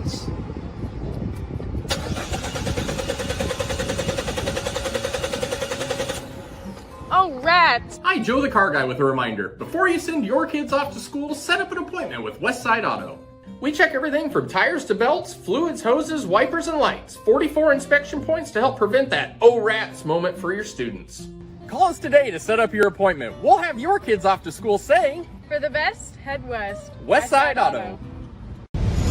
Ever have one of those awkward moments when a business disappointed you? You got ripped off? Didn't get what you expected? The Better Business Bureau can help you avoid these uncomfortable situations. BBB accredited businesses are honest, ethical, and reviewed annually by the BBB. Don't experience another awkward moment with a bad business. Trust the ones that operate with integrity. Look for the BBB seal. It's the sign of a better business. And find a better business anytime at bbb.org. Tanner Philpott to tee it up and kick off for the third time tonight. He's done 2 kickoffs after touchdowns. It's a shorter kick taken at the 15. That's the fullback, the blocking back, Aaron Intrican. All right, Dallin Christensen, Northwest had an 8-play, 79-yard drive this time. Only took 2:48. They're getting a little more efficient. And you were talking about the running game that Northwest has. It's nothing really complicated. The running backs are showing very good patience. It's just a zone blocking scheme up front for Waukee Northwest. And then the running backs or Johnson, when he's running, you just pick the hole that's open. So nothing overly complicated. It's a zone blocking scheme, and you find the hole. And then once you find that hole, you cut up very, very quickly. Thank you, Dallin. 1st and 10 for the Jaguars from the 24-yard line. Smith going to roll out to the near side. He has company. Smith throws, finds the white jersey for Northwest, and it's picked off.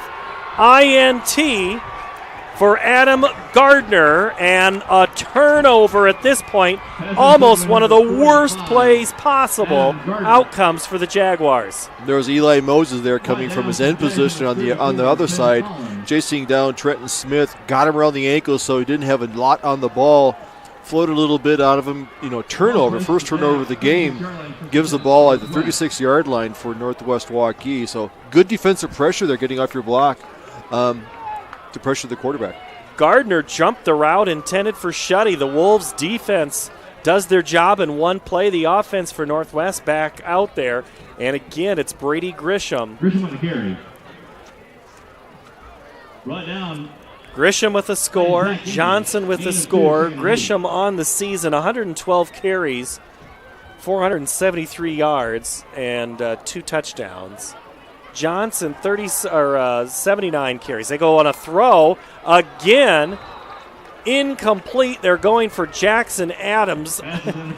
Combo that we saw for a penalty on the other side of the field. Connor Welch this time didn't have his arm around the offensive player. It's just knocked away, incomplete, 3rd and 8.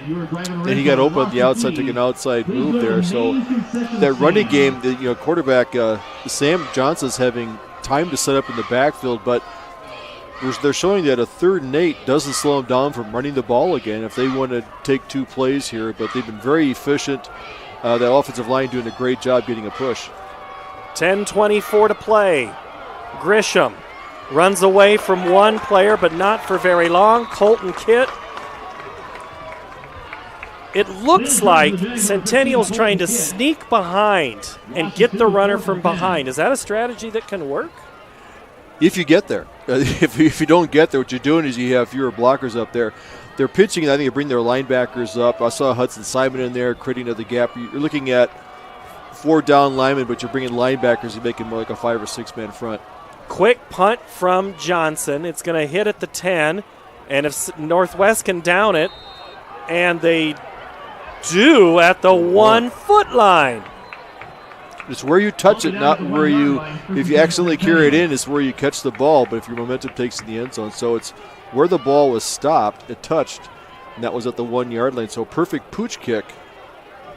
Did Torrey Taylor slip in to the game? Did I miss that?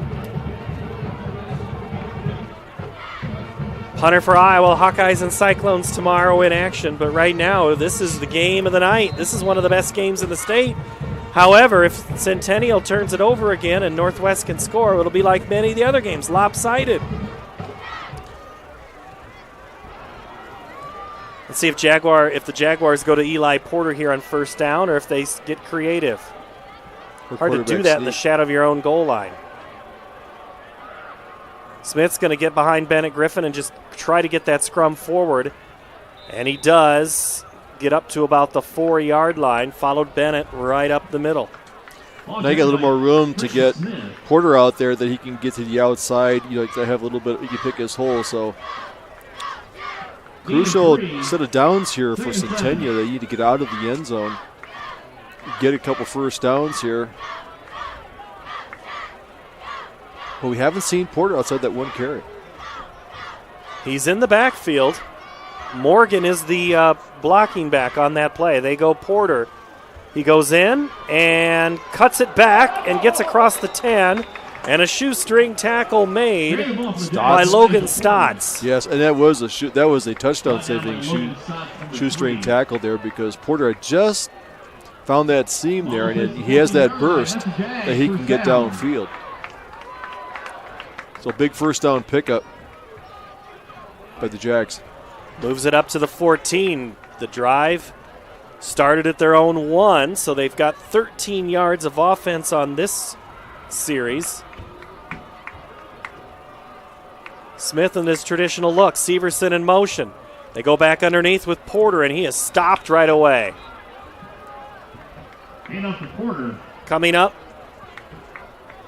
Good job there by Moses coming in, getting off his block, pitching it in, not letting him get too far inside. Austin Ort as well. So getting to the point of attack, that's one thing that the respect this defense is that they get there quickly and line up and squaring up into the hole instead of making arm tackles. So they've got good fundamentals here. I see they flip Eli Moses from side to side, so that's the player that you need to watch out for.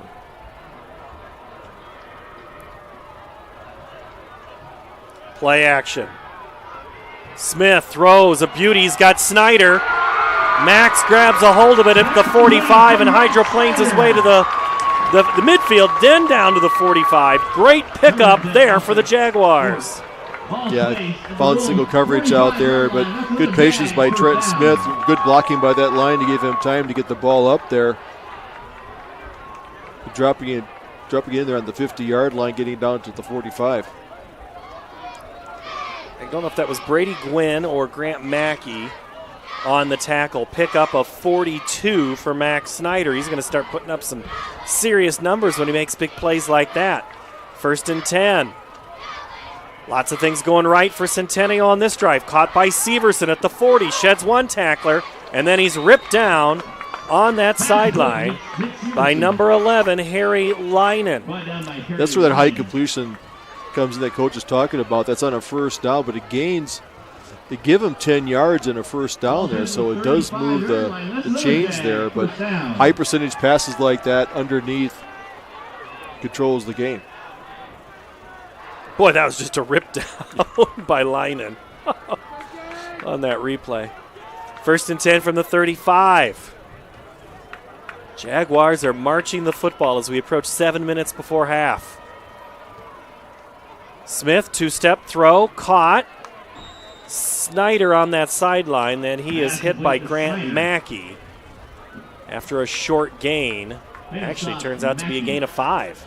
Corners are giving a lot of cushion there to the outside, so call that route all night long. Do a little out route, then do the out and up. That's when you get that single coverage that can go deep. So it was there for the taking, and the offense is being very patient, picking up those short gains. So now you have a 2nd and 5, very manageable, keeping the sticks in front of you and keeping it short down in distance. 9th play of the drive coming for the Jaguars. 2nd and 5 from the 30. Smith has Porter to his right, now sends him to his left.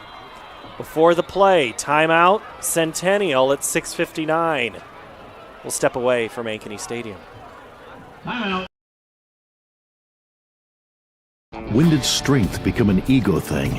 Strength is about more than you. It's about grit, work ethic, carrying your own weight and still rising to new challenges, whether or not they happen during regular business hours. Because even for the strongest, there are no guarantees. But for those who wake up with the streetlights to make sure the world keeps moving, Western makes one promise: more jobs done faster. Visit Truck Equipment Inc. today at truckequipmentinc.com. For 75 years, Holt service trucks have hit the streets of central Iowa to help customers in need. It might be for plumbing, heating, cooling, a water heater, or the usual repairs and maintenance. We've done that with quality work from quality employees who bring passion and personality to the job. That's the Holt difference. It gives me great pride to see how our company has grown from the seeds of success my grandfather planted in 1947. That's why more and more central Iowans are saying, let Holt handle that. Cale Winter Loss of 5, 3rd and 10. takes the Jaguars back 5 yards. We'll see this play again here as these officials are going a little quicker than 60 seconds on their timeouts. And it was, so you'd call that a sack because it was just a fake handoff. Smith kept it. That's Cale Winter. We'll see him play. He plays offensive tackle and will come in on defensive line assignments. Smith to throw. Off the fingertips of Chase Shutt. He would have been well short of the first down. Coverage by Harry Linen. This is a long time, or long place for a field goal. I think it looks like there's going to be little, I don't see any hesitation. I think the Jaguars are going for it. They're at the 35. Look for that out. Look for Shuddy again, but it has been there. Take the out, let the receiver try to pick up the first down. Langford and Snyder come to the right side. Play clock at 8. Snyder runs to the other side. I don't think this is the right play. I don't think everybody's on the same page. Timeout, Jaguars. Yeah. I think Snyder came out of the huddle. He came to the right. Langford told him, dude, other side. Snyder then's like, that's not how I remember this play. I'm just guessing, but that's kind of what the body language looked like. A lot of XYO package goes in there. Am I the X? Let's check other scores. Ankeny leads Des Moines North 30-0. Polk in front of Prairie 14-0. Make that 20-0. Valley rolling Lincoln 40-love. Dowling 21, Ames 0, Marshalltown 8, Roosevelt 0. So we got a couple of good games here on CISN tonight. Sometimes there's just weeks when there's nothing close. This one here, we're lucky. Again, we got a great game tonight. Two teams, very well balanced, physical game. If you like a running game, you pick the right stadium to go to. No, that one team doesn't run the ball. They pass the ball, Tim. 50-50. There you go. 4th and 10 from the 35. Smith and Porter in the backfield. Smith to throw, under pressure. Steps away from it for a moment, but not much longer. He's brought down to the turf. Gardner in there. Cale Winter in there. These are very good athletes. Gardner. One thing we haven't called Chase Lamb's name very much, but the other guys on this defense have stepped up and played very well. That looked like it was kind of blown up. There was a lot of gaps in that block in the line of scrimmage. So now, that's a loss of 8 on the play. Actually, loss of 9. Almost a worse situation by not getting anything on 4th down. They go Grisham on the play fake. Johnson keeps it. He is going to be pushed out of bounds by Bo Gerke, and they take a coach out. Not sure which one. Oh, that's Garrett Seversyke. Assistant coach taken out. No gain on the play, 2nd and 10. You get a little wrapped up watching the play and yet stand too close to the sideline, catch yourself flat-footed here. Garrett, former quarterback for Centennial, now as a assistant coach, works with the quarterbacks a lot. 2nd and 10. This time Grisham up the gut, no counter there. As Zach English there first for Centennial, and then Drake Dittmer for the Jags. Coming up at halftime, we mentioned we're going to show you the Centennial Band. We'll walk through what their show is about. We'll have interviews. Dally Christensen will talk to the both coaches here going in and out of the locker room. So that's coming up in 5 minutes and 20 seconds from now. 14-0 Wolves. Delayed handoff Grisham. He gets around the left side coming up and getting taken out of bounds.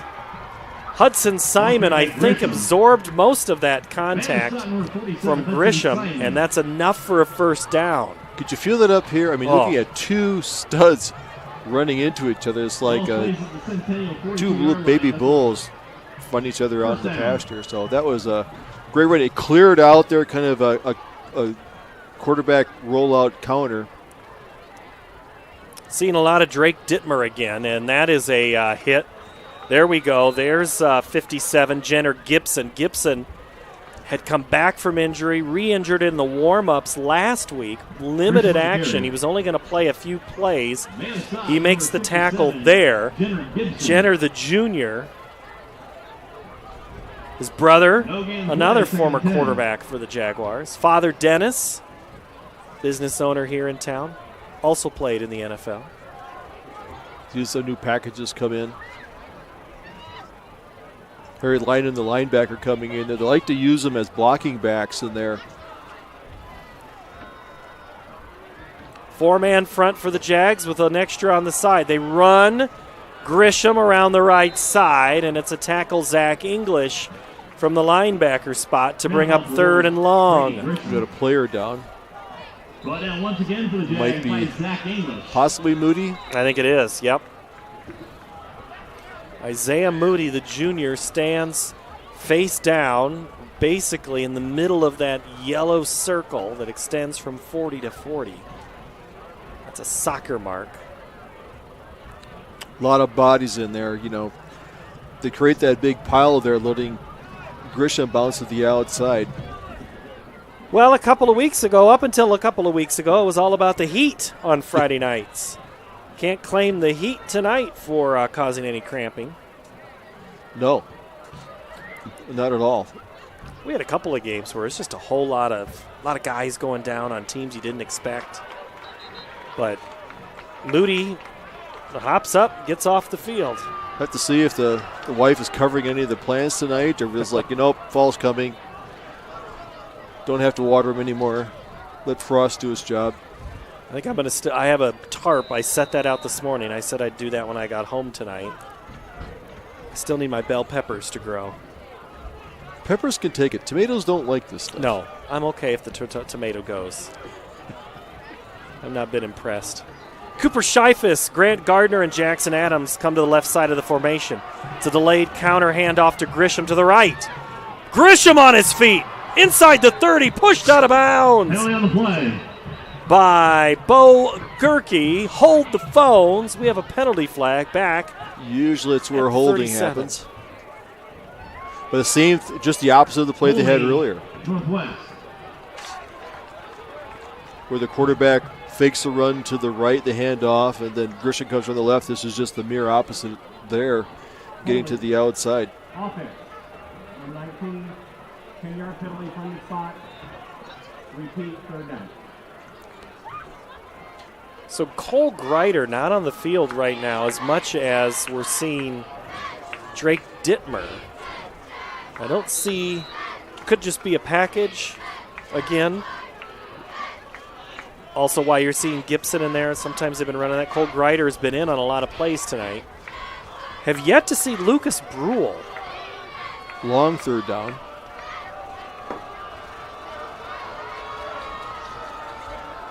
Handoff Grisham. Simon comes up, so does Joe Talmadge, short of the 40 and short of the first down. It'll be 4th down. Good form tackle there by English coming in. That's what they need to do. Is I think that Centennial just isn't making too many arm tackles. You cannot arm tackle Grisham. Keeps the clock running at the 41. Will we see that pooch kick again, or will they let the clock run down, call timeout, pooch it down there, and try to pin Centennial back again? Almost the exact same place it was on the last pooch play. And Northwest not in a hurry here. They have all 3 of their timeouts. And Centennial has burnt all of theirs, so if they'll get the ball back, but not the ability to stop the clock through a timeout. Punt team was going to come on to the field now, or at least it looks that way. The punter, the majority of this season for Northwest, has been Tanner Philpott, averaging just under 30 yards a punt. Delay game on the offense. 5 yards, 4th down. Do you take that, or is that one of those you decline? I think they have to take it.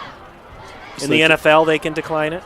I think the NFL, they can decline it, but they took the penalty, so getting a little more room for a full punt, because sometimes you punch it, you end up shanking it, end up with a 10-yard punt.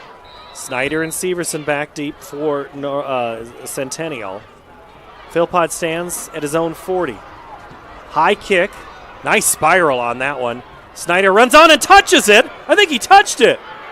The Wolves think that Snyder did, but the officials say no, Snyder did not touch it. Now they reverse course and say it is Northwest football. It had that odd angle there, but that short punt, he tried to get away but didn't move fast enough. Caught him on the leg. Here's the replay. Ball comes in there. Yep, caught him on the foot. Got down there.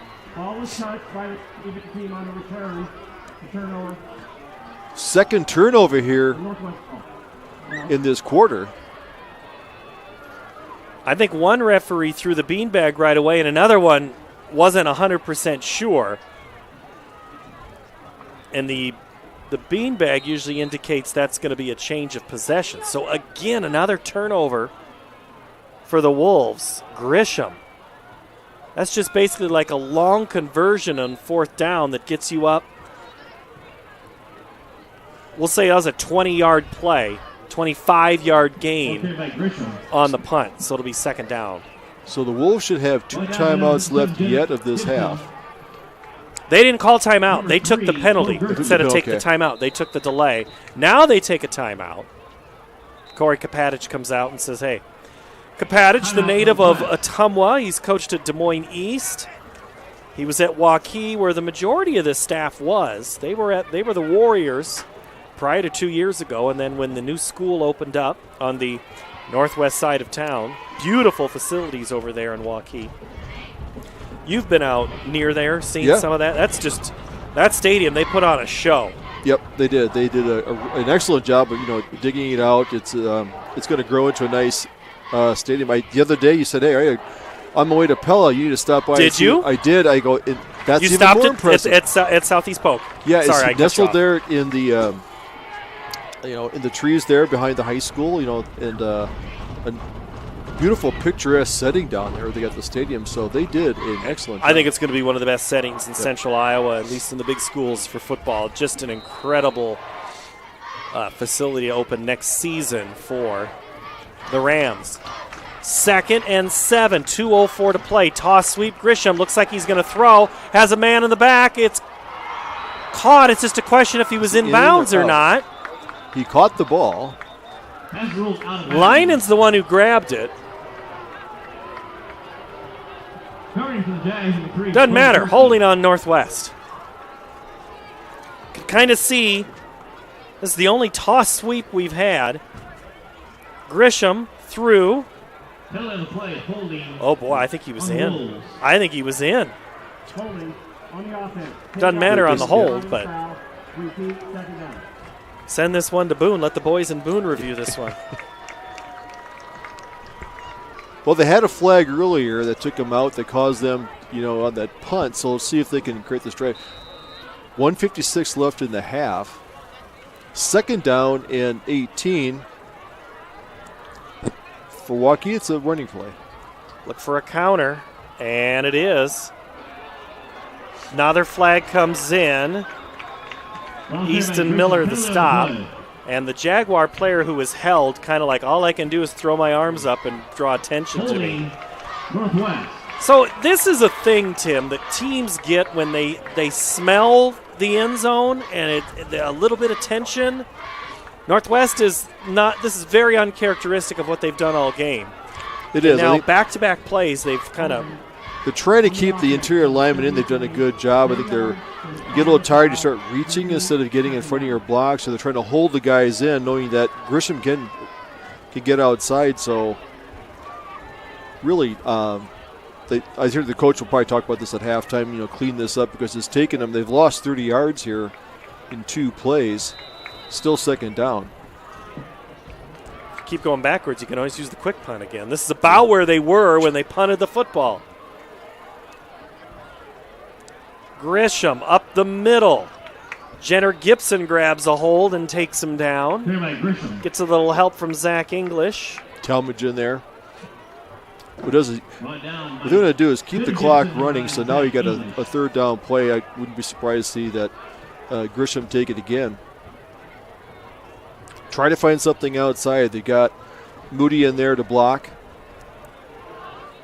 They really don't use a tight end formation, so you're looking at really this is a 10 personnel, 1 tailback, no tight end. Which is really, it's a lot of work for 5 interior linemen to get a lot of blocks on there and have the holes that are open that they are. Corey Kapatic calls timeout. Can't take him with you. Timeout, Northwest. We remind you to stay in seats when the Centennial dance team takes the field for their performance. One of the coaches on that Northwest team is the old Waukee head coach himself, Scott Carlson. Scott just said, hey, I think it's time for me to step over, and I still love coaching football, but it was time to let somebody else on this new school. I'll hang around, I'll help as needed, and Scott's there on that far sideline helping out. He was coaching linebackers in the pregame. That's what he came up as a defensive guy. One thing not to foreshadow, but we've seen, Grisham out here a lot of run. We have not seen the quarterback run very much the last few plays, so I wonder if they're setting that up. That's going to be a fake counter, have him go outside and use his elusiveness, at least to get a first down, if not get the ball farther down here where they could entertain a field goal attempt. I mean, I don't see anything there with Johnson that indicates that he's not 100%. Maybe he took a hit and he's just like, we're not going to run him. Grisham's been hard to stop, so why go anywhere else? Moody in motion. And there you go, right on cue. Johnson's going to take it, and he's going to get up a couple more, but he cannot get anywhere close to the 30. He's at the 32. 37 seconds to play. So 4-second difference between the play clock and the game clock. So do they try a play here, a running play to go to the end zone and let the clock run out? Either you score or the half is over. The reason for the late start at Northwest is homecoming. 12-8, Roosevelt over Marshalltown, end of the first quarter. 3 touchdowns and a 2-point conversion. So that's a fun one to watch there if you want to have a second screen up. So here it's 14-0 Wolves. Northwest take a timeout with 5 seconds to play. It'd be a 50-yard field goal if you decide to kick it at this point. Let's give you a little we'll give Dallin Christensen here a moment. Dallin, Waukee Northwest, 51 yards passing, 133 yards rushing. Total 184. Has any of that surprise you, Dallin? Absolutely not, because you guys have called it from up in the booth. A lot of arm tackling from Centennial. You talked about Grisham being able to get a full head of steam going downhill. And from the field level, it's very obvious that Northwest is just the more physical team, both defensively as well as offensively. The thing that's really struck me about Waukee Northwest defensive line is how they've been attacking gaps. Their defensive tackles really haven't been trying to play heads up against the Centennial offensive line. They've been shooting gaps all night, and they've been doing a very good job of timing snap counts, and they've been in the backfield a lot. The Trent Miller interception, or Trent Smith interception in the first quarter was a very, very big example of what happens when you get pressure on the quarterback, and that's been Northwest being able to just shoot gaps and be able to cause havoc on that front seven. 4th and 22. Thank you, Dallin, for Northwest. They're going to throw it towards the end zone. Down the field they go. Ball's knocked away. Play clock, game clock ends. All zeros around, incomplete, and that ends the first half. 14-0. Northwest is in the lead. It's been Brady Grisham, 22 carries, 119 yards. Dallin Christensen's down on the sidelines with head coach Corey Kapatich. You guys have been dominating the line of scrimmage against Centennial. What's been the key up front? I think just everybody's doing their job and coming out and playing physical and aggressive. What's the biggest adjustment you have to make offensively when you come out for the second half?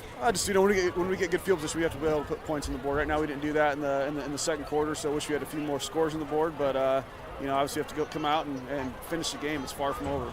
Well, let's get back with your team. Thanks a lot. Best of luck second half. Back to you, Paul. All right, thank you, Dallin. We'll take a quick timeout, and we got to show you the band. We're going to have a fun halftime show, complete with full music, right after this. 14-0 Northwest from Ankeny Stadium.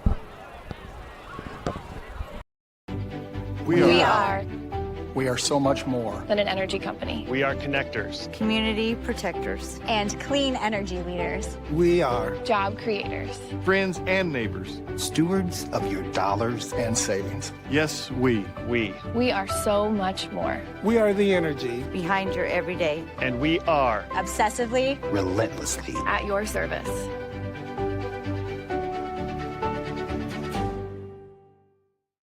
For 75 years, Holt service trucks have hit the streets of central Iowa to help customers in need. It might be for plumbing, heating, cooling, a water heater, or the usual repairs and maintenance. We've done that with quality work from quality employees who bring passion and personality to the job. That's the Holt difference. It gives me great pride to see how our company has grown from the seeds of success my grandfather planted in 1947. That's why more and more central Iowans are saying, let Holt handle that.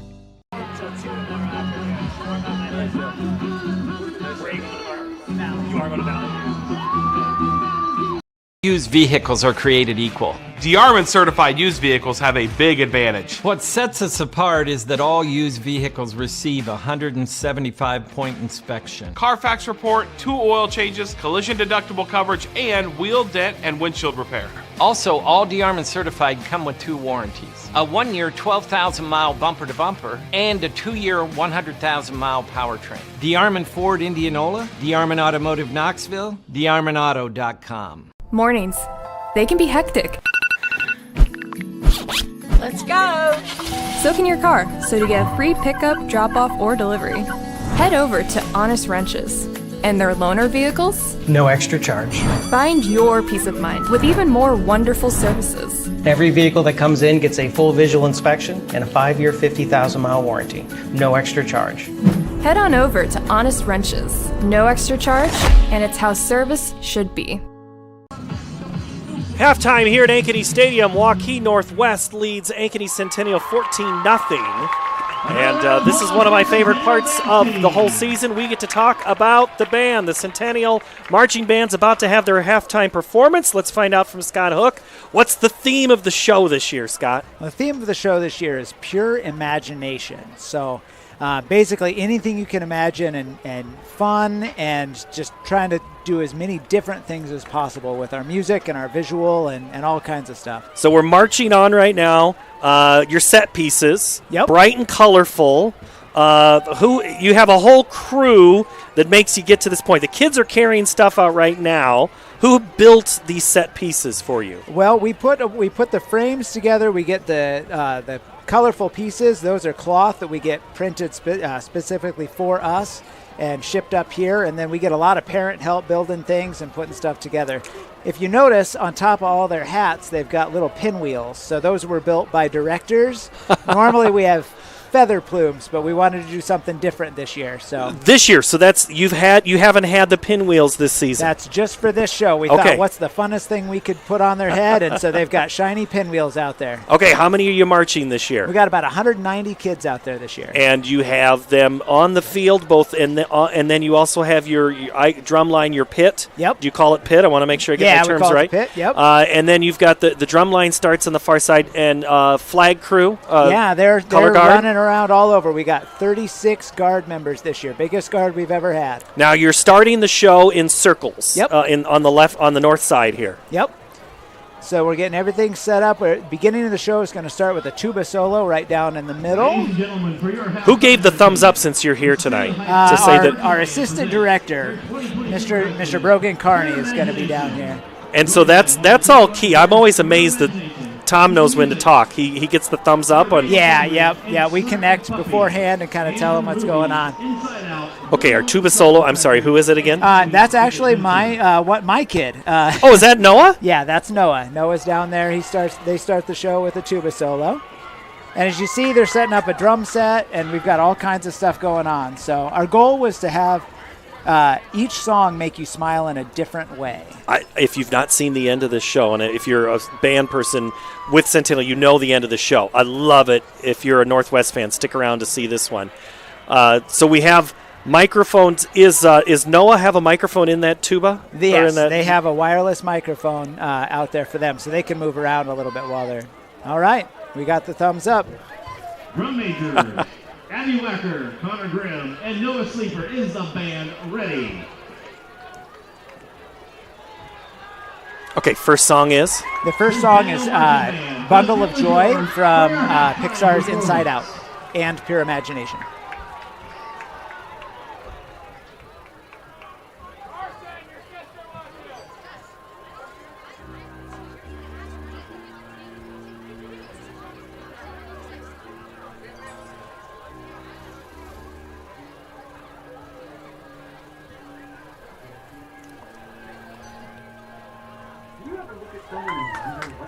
Okay, now we have a voice coming on. That's part of the show as well, right? Yeah, we chose quotes about imagination and playfulness to put throughout the whole show to kind of set up each movement. Okay, so we had the interactions here on the north side, and now we've all of a sudden quickly moved, and now we're already playing. Yep, we've got our woodwind feature and the guard playing games out there inside them.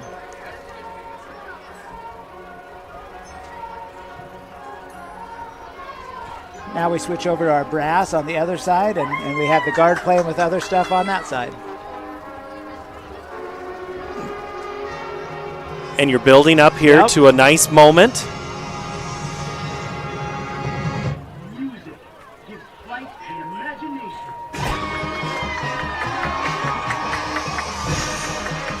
I'm guessing you've practiced that move a couple of times. Two or three times. Trying to start that off right. Yes. You're trying to build up. The show's all about up and down, crescendo and decrescendo. Why is that? That just accelerates on a marching band. Why is that so important? Well, we want to give the listener something interesting to look at about every 20 seconds, either to look at or hear, and take them on kind of a trip and journey as they're watching.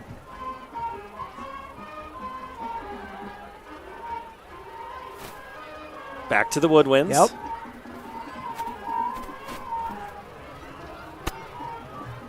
And if you notice on our flags, we got ribbons on the bottom. We wanted to come up with a new way to make that interesting and make it a little more playful.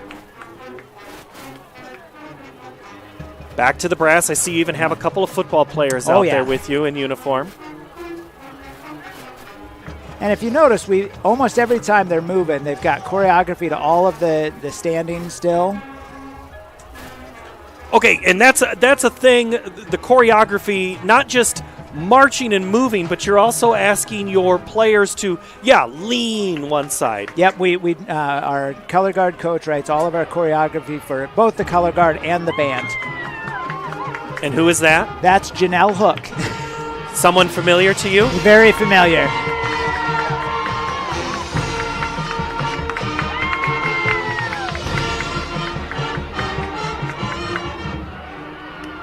Another big crescendo, now back down. What are we building to here? We're building up, coming up on the end of the first movement.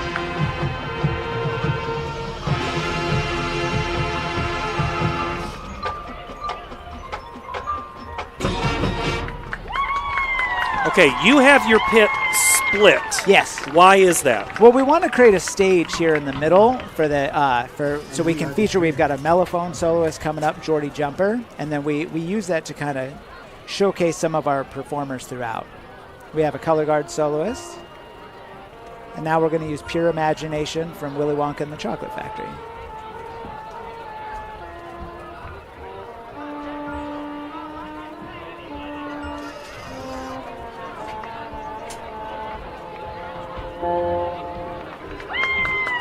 And now you have another group, a group playing there at the 45. Yep, a woodwind ensemble.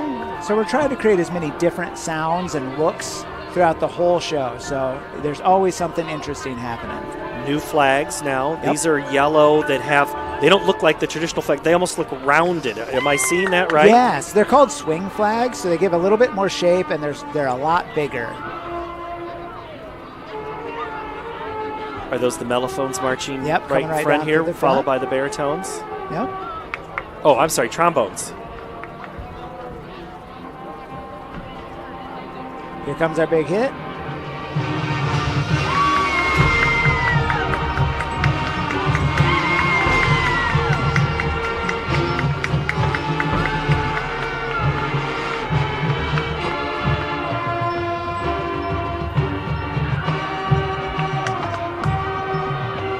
Scott, you've been practicing, you have your band camp in August, morning practices, at night you practice a one time of the week.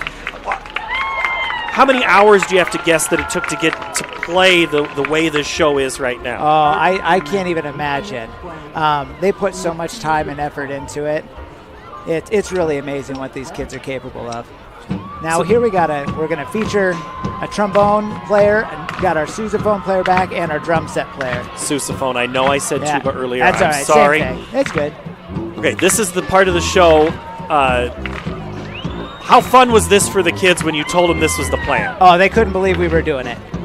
Why? Just because they were so excited. They were like, "We're going to do what?"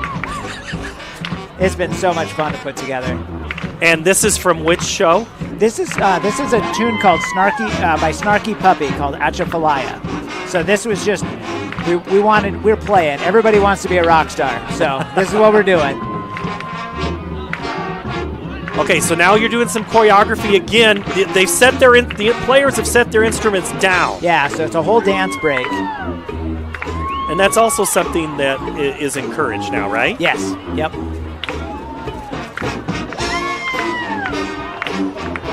Yeah, so we just wanted to throw a party on the field. What have the judges said to you when they see this show? Oh, they've loved it. They've loved it. We get so much great feedback about how fun it is and how colorful it is. And you can tell just by looking at the kids, they're having a blast. And now we're starting to kind of coalesce here to the center. Yep. Now the party's in full swing right now.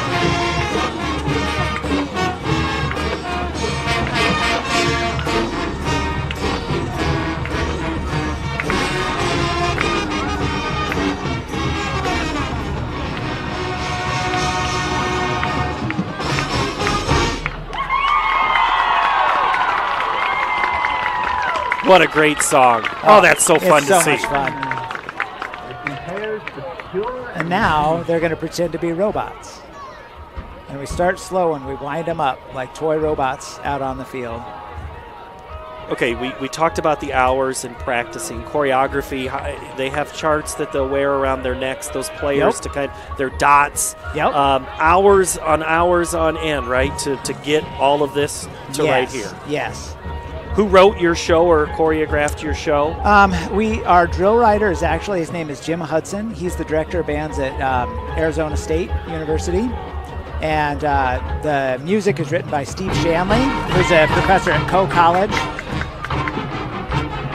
And then all the color guard choreography is written by Janelle Hook. And our drum stuff is written by Dr. Jake Teben, who's on our staff. He teaches 6th and 7th grade band at Prairie Ridge. Okay, we're back to some formations now, and we're marching and we're moving. Yep. If you recognize, this is from Pee-wee's Big Adventure, the breakfast machine. Now, some will say that was marching band right there, but it's more than that now. Why? Yes. Well, again, it becomes a thing of trying to make it as entertaining as possible for the people watching. These kids put so much time into it that we want to create an experience for everybody that comes and watches. Okay, you have competed, I believe, in Cedar Rapids, yes, and you're going to compete tomorrow at Valley.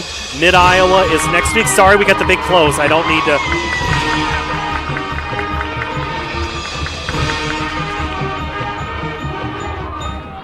You'll play tomorrow at Valley Stadium. Yep, at 2 o'clock, and then again at 9:15. And is that it for competitive season then for you? Then we have our state festival on the 15th, and then that night we perform an exhibition at the Mid-Iowa Band Championship.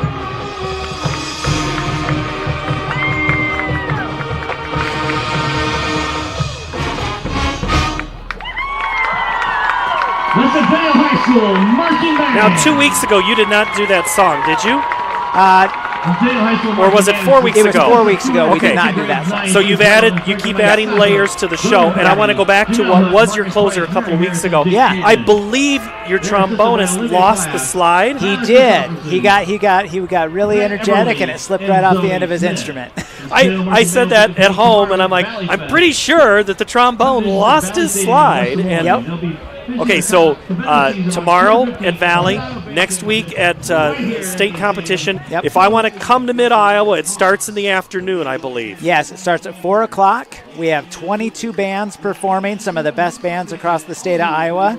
And come on out. You can watch bands all evening and have a great time. And both Centennial and Ankeny bands are hosting that event for Mid-Iowa. Neither compete. No, we perform an exhibition and host for all the other schools that are coming. You having fun this year? Oh, it's been a blast. No big trip though this year. So you really found out the kids that really wanted to be here. Not to say that the ones didn't before, but this is probably you don't have that pressure of we're going to be gone for a little while. No, we went to Chicago last year with concert band, and this year is just kind of catch our breath, and then we're going on another trip next year to New York. So anybody else you need to make sure we get mentioned about your band, Scott? I want to give a big thank you to all of the parents that make this happen. They put in so many hours as well, and the students and the AIM Foundation. We are so fortunate here in Ankeny to have so much support of what we do, and it's an amazing place to be, and I just love coming to work every day. And it's fun to hear them practice. If you're around town in the morning, you'll hear them bright and early, and it might be a little cold some mornings next week. Yeah, it's getting there. It's getting there. All right, Scott Hook, Director of Bands at Centennial High School. We're at halftime. Northwest leads Centennial. Halftime interview with Coach Pizzetti when we come back. This is high school football on CISM.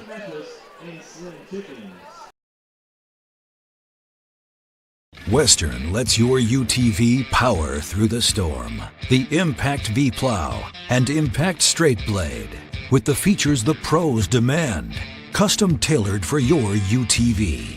And to keep your work top-notch, rely on the Tornado UTV Hopper Spreader. Now that's a job well done. Western, more jobs done faster. Visit Truck Equipment Inc. today at truckequipmentinc.com. I'm off to college.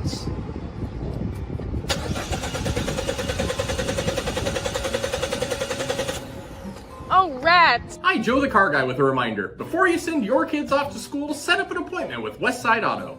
We check everything from tires to belts, fluids, hoses, wipers, and lights. 44 inspection points to help prevent that oh rats moment for your students. Call us today to set up your appointment. We'll have your kids off to school saying, For the best, head west. Westside Auto. Hi, this is Chris from Fireplace Superstore, and it's going to be an interesting patio furniture season this year. We have ordered a ton of merchandise, but due to supply chain issues, it's coming in a truckload at a time all summer long.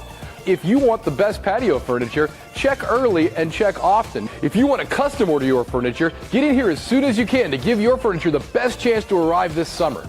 Fireplace Superstore, Iowa's best patio furniture selection, just east of I-35 on Douglas Avenue. We all love a good win, however small or ordinary. Losing track of time, finding yourself with a few extra dollars in your pocket, soaking up the perfect Iowa day. These are the everyday delights and small victories that make us smile. These are the moments that connect us all as Iowans. And these are the moments that, more often than not, start with Iowa's farm families and the corn they're growing.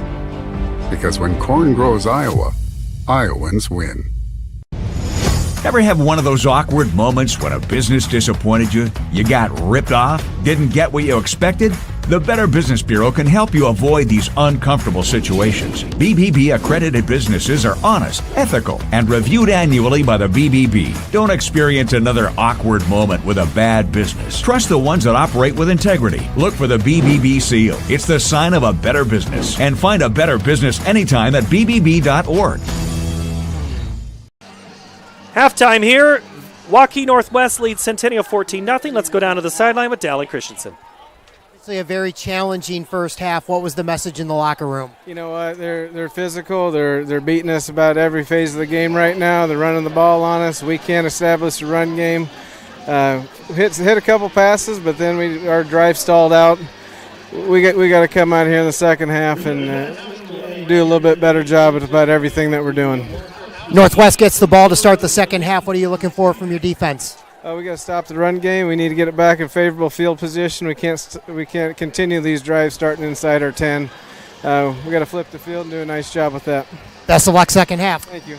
Back to you up in the booth, Paul. All right, thank you, Dallin. Dallin kind of alluded to it, Tim Halber. 74 yards passing for Centennial, 5 of 11, only 3 yards rushing on 8 carries. It's been a tough sled on that offensive side. A short sled, too, for Centennial. Yes, give credit to the Northwest Waukee defense. So they came in here, they're hitting the gaps. You mentioned that earlier, that they're getting off the ball, they're getting the rush on the quarterback. Smith has not had a lot of time to set his feet and throw it outside that one that came down the middle, though. So good defensive effort that they're stopping the run game at the point of attack and not letting anything going on the ground game. Centennial's had drives of 6, 3, 1, and 9. Northwest has had drives of 16, 8, 9, 7, and 4. And Grisham, 6-yard touchdown run, a Johnson, 1-yard run, an interception, and a fumbled punt. And that's how our first half is gone. For Northwest, we did those stats going into half, but let you know that Grisham, 22 carries, 119 yards, and a score.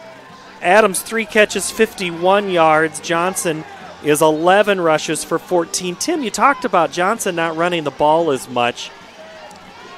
I don't think you need him at this point, do you? No, but that's a lot of workhorse at 22 carries. But it's opening up that if Grisham's got 22 carries, they continue that fake run, because a couple of his big runs down here were a quarterback counter where they swept to the other side. So might be setting up. I know that some of those yards are caused because he had a sack in there, but I might see him a couple big carries. There's going to be a spot in there where his running might get a key first down. His running might get him a touchdown. So look for that to come in, because that defense is going to keep collapsing on Grisham if he keeps carrying the ball like he is. Dallin said it to Coach Pizzetti.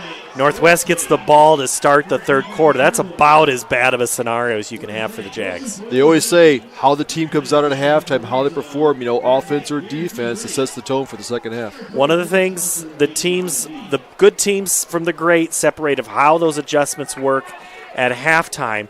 Some teams are better at it than others. We'll see how it all unfolds. Keys here for Centennial. If and when they get the ball back, they will. You're down 14-0 at this point. Say you force a punt. Even if it's 21, can Centennial abandon the run game at that point?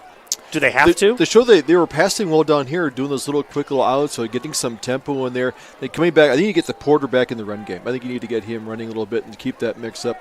If they can get a drive at all, if they can get this to a one-score game, I think it's a completely different game. All right, Northwest will field the ball. They'll send their young men out in white jerseys and to the south end of the field. Jaguars, Nick Severson is going to tee it up. Thank you, Tim Halber. And it looks like Dallin put his stocking cap on for that second half. Oh, boy, yeah, that means it's we've dipped below 50, and that breeze has stayed away. Severson gets his leg into it. He just boots that thing, and it goes 3 yards deep. There'll be no return for Northwest. They'll start it 1st and 10 from their own 20, as really no chance for a return there by Erez Pearson. Northwest comes out. They'll bring their quarterback, Sam Johnson. Him and Brady Grisham have just been a tough 1-2 all season. It's been all Brady tonight. Tim, it's been a lot of cutbacks. Are those by design? Yes, he does pick his hole. A lot of it is that they're doing a lot of zone blocking there, so he's going out there, and once there's a gap, he does hit the hole well, squares his shoulders, and picks up 4 or 5 yards just on his momentum. First handoff goes Grisham right side. Dart cuts it out. A little bit of extra. Welch is taken out of the play. Talmadge pushes him on, and I think Welch may have been held. I think that's where the penalty will be. Somehow that was something that came over from the first half. At the end of the first half, they get picked up back-to-back holding penalties. So something they're getting out there and getting their hands extended, or coaches have called them to it. So they're looking for it now, so they may have to do some technique there to alleviate that. Valley leads Lincoln 47-0 as they are in quarter number 3. Roosevelt has a lead on Marshalltown 20-8 as they go into the break. Late start game there because of homecoming. Here it is northwest of Waukee 14, Centennial of Ankeny 0. Brady Grisham is stood up by Mitchell Greider, the sophomore, who also wrestles. Tried to do a little takedown on Grisham on that play. Trying to get 2 points on the takedown. I don't think he had control, did he? So that picked up 5 yards and willing to run the ball. I think they're down in distance doesn't mean much for their run game. They go Johnson off the fake. He'll get back to the line of scrimmage and no more. Brings up a 3rd and long. Jenner Gibson in there on that tackle. Usually when the quarterback's been faking, he's been taking the ball up inside, trying to find some running room there. Good job by the defense collapsing. Good lane integrity there, not letting those gaps develop. So they may try to go outside, see that counter play again with Grisham like they ran in the first half. Grisham and Johnson in the backfield. The give is to Grisham. Brady cuts it back into the secondary, but he's going to be well short. Zach English, Joe Talmadge, and Bo Gerke there for the Jaguars. So again, a penalty stalled the drive. That was 10 yards, did cost him quite a bit. So now we'll see. This should give good field position for Centennial. Returners are lining up on their own 45.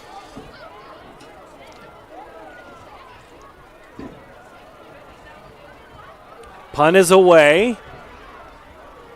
Bounces and takes a very nice Wolves roll, and it'll be at about the 34-yard line. All right, Dallin, you get the Northwest Wolves off the field if you're Centennial. Now the hard part, right? Get the offense going. What do they have to do? And you talked about it, only 19 plays in that first half, and that also wears on your defense when you only run less than 20 plays. For Centennial, obviously, and you guys talked about it before the start of the second half, this drive is critical. You get a touchdown here, it's a one-score game, and Centennial's right back into the game. But if nothing else, they have to get 2 or 3 first downs, try to change field position. If nothing else, be able to pin Waukee Northwest deep. Still a lot of time left in this game, but this is a very important drive for Centennial. Lots of ifs sometimes have to happen. The first one has for the Jaguars. Porter goes in motion. He gets it on the play and goes right up the middle. That's a new wrinkle to the jet sweep. They brought Porter back in behind to his regular position and then ran straight up the middle, picked up 5. Using some of his speed there, he hit the hole with a lot more attention than he had before. As he comes out the field, he got another play there. Picked up a lot of great yards there, 5-6 yards on that first down play. 2nd and 5 from the 40. Handoff, Porter, and he's not able to get any more than the line of scrimmage. Look at that. Watch the line, Tim. It's just, there's a lot of white jerseys. Yeah, good at the point of attack. They get off their blocks quickly. It's a very active defensive line. Gardner coming there as a linebacker spot, causing only about 1 or 2 yard gain. So the Wolves have done a really good job of gap integrity, not getting blown off the ball, where their linebackers are able to come in and stuff them and prevent a big running play. So 3rd and manageable. See if they code the air here for Centennial. You try to prove a point, though, and run the football, or just get the down to move the chains. It's going to be a pass. Smith's pass is batted into the air. Penalty flag comes down. Incomplete. Not 100% sure if that was Kai Crofta. Illegal shift on Centennial. You can decline it. Take the 4th down. Yep. On the offense, the back did not reset for 1 second. Penalties declined. Centennial's going to punt after the illegal shift instead of try to go for it on 4th and 3rd, so they go 3 and out on their first drive. For now. Fake. I think it's way, way too early to do the fake. If this is the 4th quarter, I could possibly see it, but I think they're going to try to pin them back here, let the defense do their job again. Severson, that's Easton Miller. The rugby-style left foot goes out of bounds. That barely crossed midfield. Yes, he's walking up. He's at the 35. He keeps walking. He's up at the 40. They haven't stopped him yet. He's at the 42. He's at the 45. He's at the 46. Ooh. Wow. 10, 24-yard kick. 4 yards or 14? No, wait. Not even 24. It's 18. 18, yeah. Take 6 because it was, Oh, there's math in this job? I'm going to stop with the numbers right now. Dallin's shaking his head at us right now. It was a short kick. The accountant is going, seriously? He knows who I'm married to. And carry a 2? Does that right? Northwest back to work. Grisham stopped right at the line of scrimmage. So if you are cheering for Centennial, you have to take some positiveness here, Tim, in how Centennial's been able to at least keep Grisham bottled up here in this second half. Yeah, linebackers are attacking him. They're going to have the key on him. I think depending which side they go to or the strength of the formation, someone's going to take the key and say, okay, I've got Grisham no matter which way he goes, whether it's a fake. Trying to take him out of the game, not let him control that line of scrimmage, make Johnson run the ball. Johnson rolls out, throws downfield, has Jackson incomplete. Jackson Adams had gotten behind his man, found a little spot, but the pass just couldn't reach him. Ankeny leads Des Moines North 58-0. Valley leads Lincoln. I think that has now gone up to 54. We can't even keep up the scores here, so much scoring's happening. Southeast Polk leads Prairie 20-0. Dowling in front of Ames 38-0, and now Roosevelt at Marshalltown 20-8 at the half.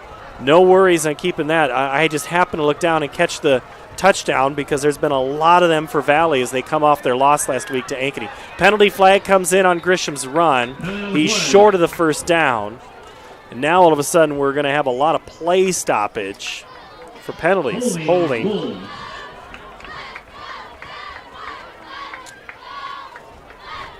The line judge here is looking at, I think it's not so much the lineman. I think they're catching, the receivers do a lot of blocking. The outside receivers come in, they block on the linebacker. I think they're getting from hands in the back, and then they're calling it a lot now. I think they're looking for it. So it's the wideouts tend to come in. They want to get a hit on a cornerback or a linebacker to free up Grisham, and they're getting caught for holding. Oh, that one goes all the way back to the 35 for Northwest. And that was a third down play, so it's third and a lot longer.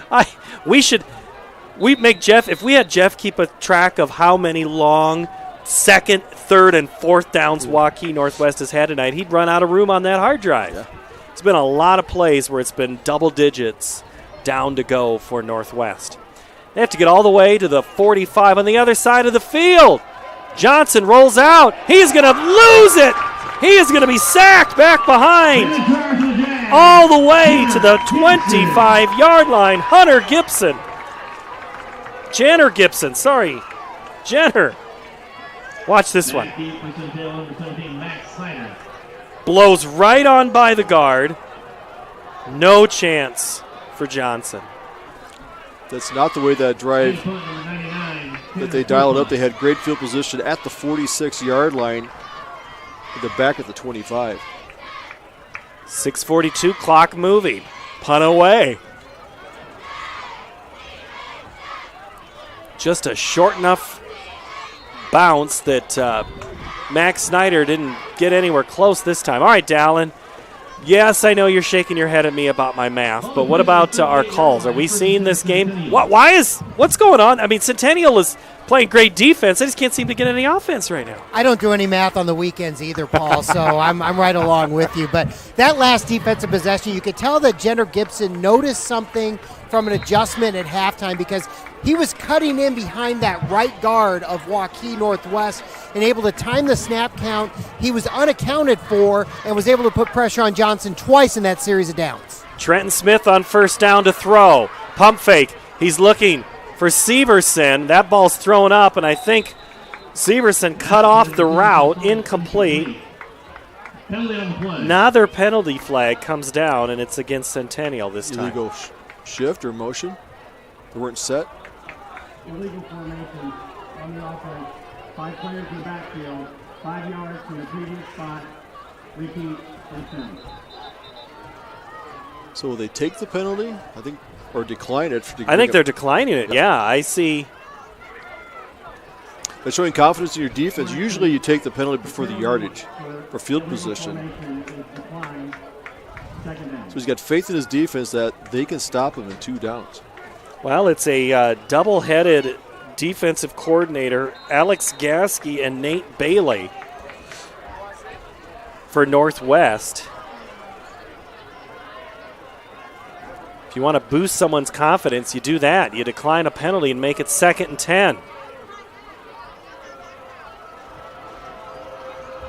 Smith, handoff. Porter gets to the outside. He's got some room finally. Makes a man miss and gets into Northwest territory. That is the Eli Porter that we saw a couple of weeks ago before the injury. Yep. He's got a nice burst there coming in. I think that was Mackey coming in there for the game-saving tackle. Had Morgan made some nice blocks there. And again, they go Porter down the left side. He's still on his feet. After a pickup of 19, it's almost the same pickup this time. Looks more like 17 yards on a pickup. Finding something there on that left side like they did in the first half. They had a lot of success running to the left side of their formation, so they're continuing to do that. They must have something with a matchup over there they like. Jaguars go tempo again. This time it's a quick pass to Snyder. A little too far out of his reach, incomplete. That'll stop the clock for just a moment at 5:54. Allow us to catch our breath. 14-0 Northwest. Scored both of their touchdowns in the first half. Both teams have kind of struggled offensively until this drive for Centennial, where they had a couple of big plays.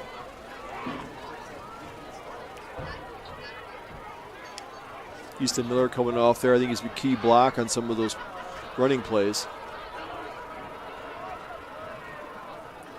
The give is to Porter around that left side again. He makes a cutback and another big play. Linen as well as Kyle Crofta. Austin Ort in there as well.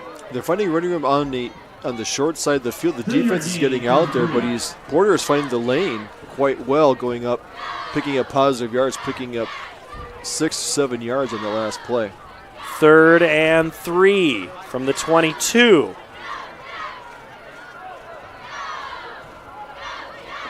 Smith turnaround, gives it to Porter again. He is not going to get the first down this time. Adam Gardner, the tackle. Came in there. So now you're bringing up 4th and 3. I think you're in 4-down territory, down by 2 touchdowns. I would go for this, not the field goal, because they've shown a propensity to move. With a quick outspin there, Porter on the left side of that formation, so I would be surprised to try something like that again.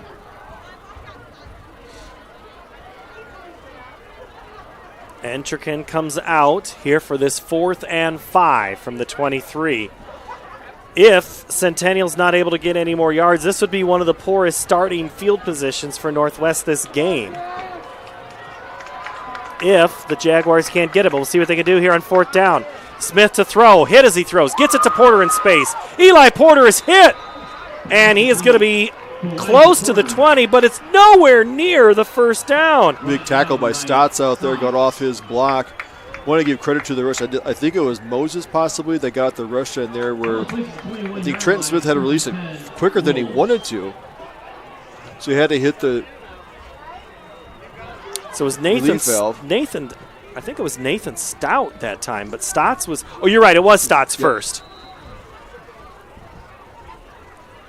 And it'll be first down and 10 off the turnover. Johnson's going to keep it, get to the outside, make a man miss. Clean up by Hudson Simon, but it was Drake Dittmer who turned him in. That's where he's going to go over that fake to Grisham out there. Creates a one-on-one situation where Johnson can get outside, pick up some positive yards. So we may see him carry the ball more here to sustain drives. But now with the second and short, this is right up Grisham's alley where he can run straight ahead. He can probably pick up 2 yards on his own. 2nd and 7, 3:50 to go. Grisham through the line and enough to get the first down. They'll move the chains. And no flag. Yeah, that's 2 plays in a row. 3 if you go back to the 4th down. I finally found Lucas Brule. I've been looking for Lucas Brule on the sideline all night. Finally find him sitting there with his number 6. So he's a guy that had played both offense and defense, and that's kind of given way for Dittmer, but who's also playing for Cole Greider on some of these defensive looks, as Connor Welch has now moved from at least the safety position over to corner. And Grisham is again hit. English and Dittmer collide Simon in there for the tackle, combined for the tackle. I think Northwest Waukee is going to be content to keep the ball in between, inside the stripes there, keep the clock running as it's getting down to 2:50. But the longer that clock runs, they can get a sustained drive here. If they could take this 2-touchdown lead into the 4th quarter, that's a huge advantage. 2nd and 8. Grisham hits to the left. Dittmer was their second because their first was Zach English. Now, Zach English is a guy, Tim, we talked about last year a lot. This year we'd bring him up and coaches were like, yeah, he's... But Zach English tonight has really come to play. Yeah, he has, especially like the second half. I think he's looking at keying on the fullback there, getting a lot of carries. I think he did stay. He was out of bounds there, so it did stop the clock. So now we're back to a 3rd and 10, but they're definitely keying on the fullback, or basically the running back. There's a fullback in this formation. Wolves go in motion. Roll out with Johnson. Grisham the lead blocker. And then Johnson stood up and then taken down. Easton Miller finally able to catch behind on that tackle. They're coming from the backside, making a great tackle there. So getting him out, getting the ball back here. And he didn't even come in from behind. That was ran to his side that time. Yep, he's playing the outside there. It looks like a 6-man front. They've got their 4-down linemen. The linebackers are up on the line, so they're rushing 6 players, trying to stop that run game, challenging them to put the ball in the air. Tanner Philpott to punt. High kick called for. The fair catch is Nate Severson. Nick Severson. Keep calling him Nate. Nick. And the Jaguars will take it over at the 32-yard line. All right, Dallin, what do you think here? I won't even make you go in any crazy direction. What are you seeing down there? Behind the Waukee Northwest defensive huddle on the far sideline, their primary focus for this next series of downs is trying to make sure that they don't let Elijah Porter get to the outside. They want the defense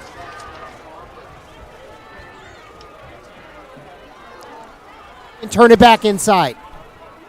All right, thank you, Dallin. 1st and 10 from the 33. Minute 43 to go, 3rd quarter. It's not quite panic time yet.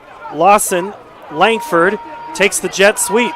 Nice block downfield, spins his way around 40, 45, up towards midfield. Somehow tightrope stayed in bounds. Pickup of almost 17 yards to midfield. Great balance there. He got to the side. I thought he was going to get knocked out. Took a cut, found a seam, took it straight upfield, picked up most of that on his own. Was that? I missed the block. If that was Porter who made that that block, there were 2 guys. It was Eli Porter. So Porter, the key part in that play. Now Centennial did this in the last drive. A couple of big plays to get going and then stalled out. Let's see what they do on this one. 1st and 10 from midfield. Smith, quick throw. Severson, double pass. Wide open is Eli Porter. Caught at the 30. Cuts back 20. 15. And he's knocked down. Double pass for the win there. Down to the 15-yard line. That was maybe a yard behind the runner there, but it was a legal pass, so no laundry on the field, so a little trickeration. Porter hobbles, and he gets up from that play. Let's watch the replay again. They went the backwards pass to Severson, stepping through. Porter caught it at the 30. And then right there, kind of twist that ankle just a little bit. That was what the problem was 2 weeks ago. So now Easton Miller comes in on 1st and 10 from the 14. Pickup after a pickup of 36. Easton Miller has himself a drive down to the 5. One thing, this Northwest Waukee defense has been pretty much out here the entire third quarter, so they've had to spend a lot of energy trying to stop this running game of Centennial. Miller was big last week against Urbandale. He had to come in that fourth quarter 2 weeks ago when the game against Sioux City East. Easton gets the call around the right side. Easton Miller scores for the Jaguars finally as the clock expires on the third quarter. Big play for Centennial. Huge drive. Definitely say that Centennial won this quarter. They were driving, knocking at the door, getting down there, and finally punching it in. Easton Miller taking it in, fresh legs into the end zone. That is exactly what the Jaguar fans ordered. Wiener on to attempt the extra point. It is good. 14-7. 1 quarter to play from Ankeny Stadium. Used vehicles are created equal. DeArmond certified used vehicles have a big advantage. What sets us apart is that all used vehicles receive a 175-point inspection. Carfax report, 2 oil changes, collision deductible coverage, and wheel dent and windshield repair. Also, all DeArmond certified come with 2 warranties. A 1-year 12,000-mile bumper-to-bumper and a 2-year 100,000-mile powertrain. DeArmond Ford Indianola, DeArmond Automotive Knoxville, DeArmondAuto.com. Mornings, they can be hectic. Let's go! So can your car, so to get free pickup, drop-off, or delivery, head over to Honest Wrenches. And their loaner vehicles? No extra charge. Find your peace of mind with even more wonderful services. Every vehicle that comes in gets a full visual inspection and a 5-year, 50,000-mile warranty. No extra charge. Head on over to Honest Wrenches. No extra charge, and it's how service should be. Big drive for Ankeny Centennial. 4 plays, 67 yards. An Easton Miller 5-yard touchdown run pulls the Jaguars within a score. 14-7 here at Ankeny Stadium. Paul Yeager along with Tim Halber and Alan Christensen. Play was set up, though, by a Nick Severson to Eli Porter. Double pass. And now Severson, who had the big throw, will line it up to kick. He nearly drives this thing into the end zone, taking it the 1. And then Sean Stewart, the big special teams play. Attaboy, Sean. I've been telling Sean the last couple of Sundays, dude, we talk about you all the time on special teams. Making a name for himself. Huge play. That'll get a coach's attention when you make a big play on special teams. So now this Jags defense have been playing lights out. I think we might have negative yards there for the Wolves. So they want to get a stop here, get the ball back right away while they have momentum. Johnson keeps, makes the cutback and a quick tackle. All right, Dallin Christensen, I talked right over your opportunity there. Big drive for the Jags. It really is a big defensive series, and we've talked about some of the blocking schemes of Waukee Northwest. That time they pulled both the guard and the tackle from the right to the left. Centennial did a good job of staying home. Let's see if they can continue that on second down. Northwest goes a little tempo. Johnson fakes it. Quarterback draw, and he's tackled. Mitchell Greider and Colton Kitt. I tell you, we talked about it. I hate to sound like a broken record. We've said this before. Defensive line, if you listen to Coach Shuddy and Coach Fontana, you're just there to let somebody else do the job. But, man, the defensive line has been big for the Jags. If the defensive line makes tackles, then you're dominating their offense. 3rd and long from the 21. Johnson rolls out, throws, tipped in the air, out of bounds, incomplete. Dittmer there for Centennial. No flags. Ball was there, but great defensive play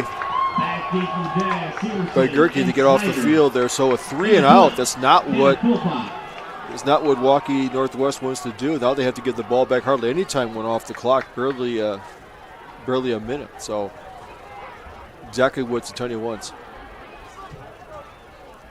Phil Potts, left-footed kick, great one. Nice spiral taken on a dive by Severson at the 45. Northwest is they're going to play more games in the stadium than Centennial is over the next 2 weeks. Northwest is the road team both this week and next. They'll play the Hawks of Ankeny next Friday, and that'll be likely the last regular season game we have here, as our crews will be at other games on week 9. And then we'll see how the playoff picture develops. But right now, Centennial comes out with 10:53 to play in the game, down 14-7. However, feeling a little more confidence than they did. Full house backfield. And it is Eli Miller again, or Easton Miller. Play action Smith looks back on the throwback screen, blown up. And somehow Smith, that is one of the best runs I've seen him make all year. He was dead to rights 3 times. That's what's the evidence when you have a defense that's been out there the entire 3rd quarter, unable to bring the quarterback down. That's a tired defense that's played a lot. So what happens, the quarterback can break tackles. Normally, that would have been the first half that have sacked him right away. So that's the benefit of your offense being out there a lot. That was supposed to be a screen to Miller, and he was blown up by the defensive line for Northwest. It looked like Crofta and Thomason there disrupted that. 1st and 10 from the 45. Miller again in the backfield. Handoff to Easton. He's hit at the line and falls forward for 3 yards. Linen was there first. Yep, Gardner getting in there. And Hunter Smith. Yep, so they did a good job of the defense. They're still getting 3 yards on that forward motion. Good blocking by the offensive line. So they want to keep this up, get positive yardage on there, getting it 3rd and short, making it manageable. Continue to drive this down. The clock's in their favor, but they want to score in this drive. You don't want to give it over on downs. I think they're definitely, at this point in the game, I think they're 4-down territory, being down by 7. Lawson Langford lines up on the wide side of the formation, but still tight. Now he comes in motion. Fake the jet sweep. Smith to roll out. He has heat. Miller throws a block. Smith keeps the play alive, throws downfield, out of bounds, incomplete. Eli Moses in there, flushing him out, causing him to run off his pattern that he had to scramble even further. There's nothing open downfield. Smart play by Trent Smith. It's just to throw the ball away, take the loss or take the no gain. Now you bring up a 3rd and 7. But I still think that they're looking at, would go for it on 4th down here at this stage. 9:20, clock stopped here in the 4th quarter. 14-7, Northwest with the lead. Centennial has the football. Huge 3rd down coming. Could be 4-down territory. Smith fakes it, and then somehow escapes. Houdini's it again, tackled up near the head by Chase Lamb. A lot of bodies flying around there when the quarterback gets spun like that.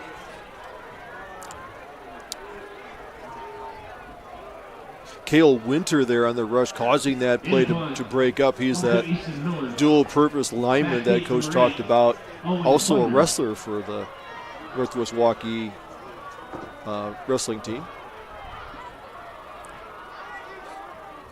Centennial will kick it away. Miller. Ball bounces at the 20, and now will roll inside the 15 to the 15. And that's where Northwest will start at 8:31. Dallin Christensen is on our sidelines tonight. What'd you see on that series there, DC? Waukee Northwest is definitely tired. We saw the play where Smith was able to extend the play in the first half. That's a sack. This is a big drive for Waukee Northwest to try to give their defense a little bit of a breather, but the one thing we haven't seen yet tonight, a turnover. Johnson to roll out, throw it on the backside. It's tipped. I think Gibson, Jenner Gibson was there. He got a quick high five from Hudson Simon. Also, Mitchell Greider combined to break up that play. Second down.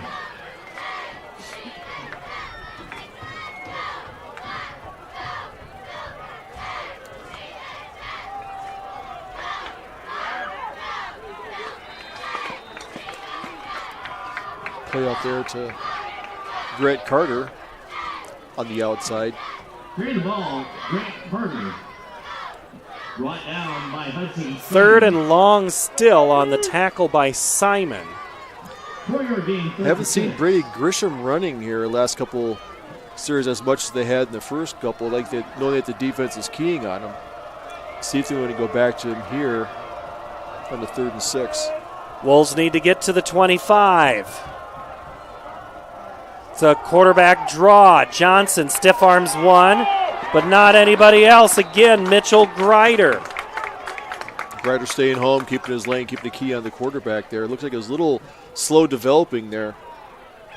Bringing up 4th down. Once again, 3 and out for this defense. The defense is playing very inspired. Severson and Snyder go back for the Jags to receive the punt on 4th down. Philpott out again for Northwest. We've seen more of him than Grisham, I think, in this second half. Centennial should get the ball back with just under 7 minutes to go in the game. Punt is away.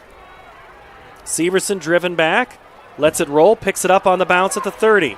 He escapes Stotts, and then he can't escape the rest of the Wolves that pack around him at the 30. Even though Stotts didn't make the tackle, he caused him to not go any forward momentum. Good coverage there by the punt team to keep it back here on the 30-yard line, inside the 30. But you look at 6:52 left to go. Time is not going to be a friend. They're down by 7. They do need a touchdown. And Eli Porter is still getting attention at midfield on the trainer's bench. He doesn't look like he's done for the night. It just looks like there's some type of tape job being done by the training staff. 1st and 10 from the 27. Miller back out there on offense. He'll go to the running back spot. Severson and Snyder line up on the near side. Shuddy's been quiet after that early first quarter catch. I wonder if they would find to go back to him again. Before the snap, it's going to be against Centennial as the back judge came in and threw the flag. And they got set and then unset. A snap infraction, and Tyler Eisentrager says, what? So Eisentrager and Griffin have been rotating at center. They did that this week in practice. Griffin's been coming back for an injury. They'd moved Tyler to that center spot, kind of like him there. And it'll be a backward start. Smith rolls out. He sheds one Northwest tackler, dances the sideline, and is popped right out of bounds by Trent Smith. And I think we had a penalty at the end of that play as Eli Moses delivered a shot. It could have been almost a high tackle back there at the backfield.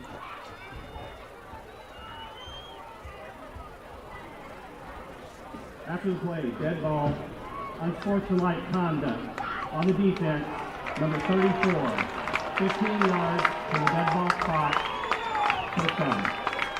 Well, that's one way to extend the drive. That's one of those excitement plays you get in. You want to get a shot on the quarterback. You do take it a little bit too far on the sideline. It's hard when they're running up the sideline, running up right at there on the, we call it the picket fence, that you don't know if they're going to go get more yardage. You want to get them out of bounds. So, but for player safety, they're going to call that if it's close, especially on the quarterback. So that moves them up to the 44-yard line. Penalty, ball plays the 44-yard line. The Valley game is over. They beat Lincoln tonight 54-0. 1st and 10.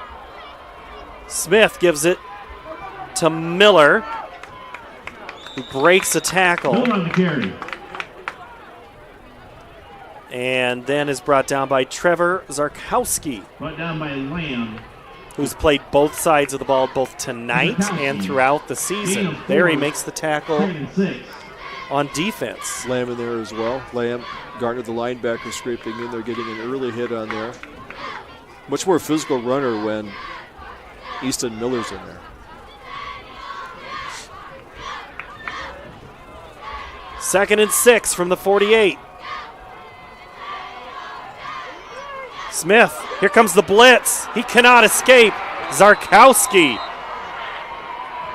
Winter in there early.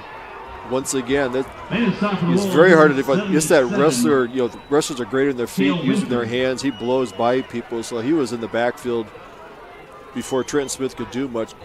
Loss of about 12 on that play. Cale Winter is the one who made that play. Cale Winter, who I mentioned earlier in the booth that he had pneumonia last year, lost 40 pounds during the season, was in the hospital for 13 days. 3rd and 19.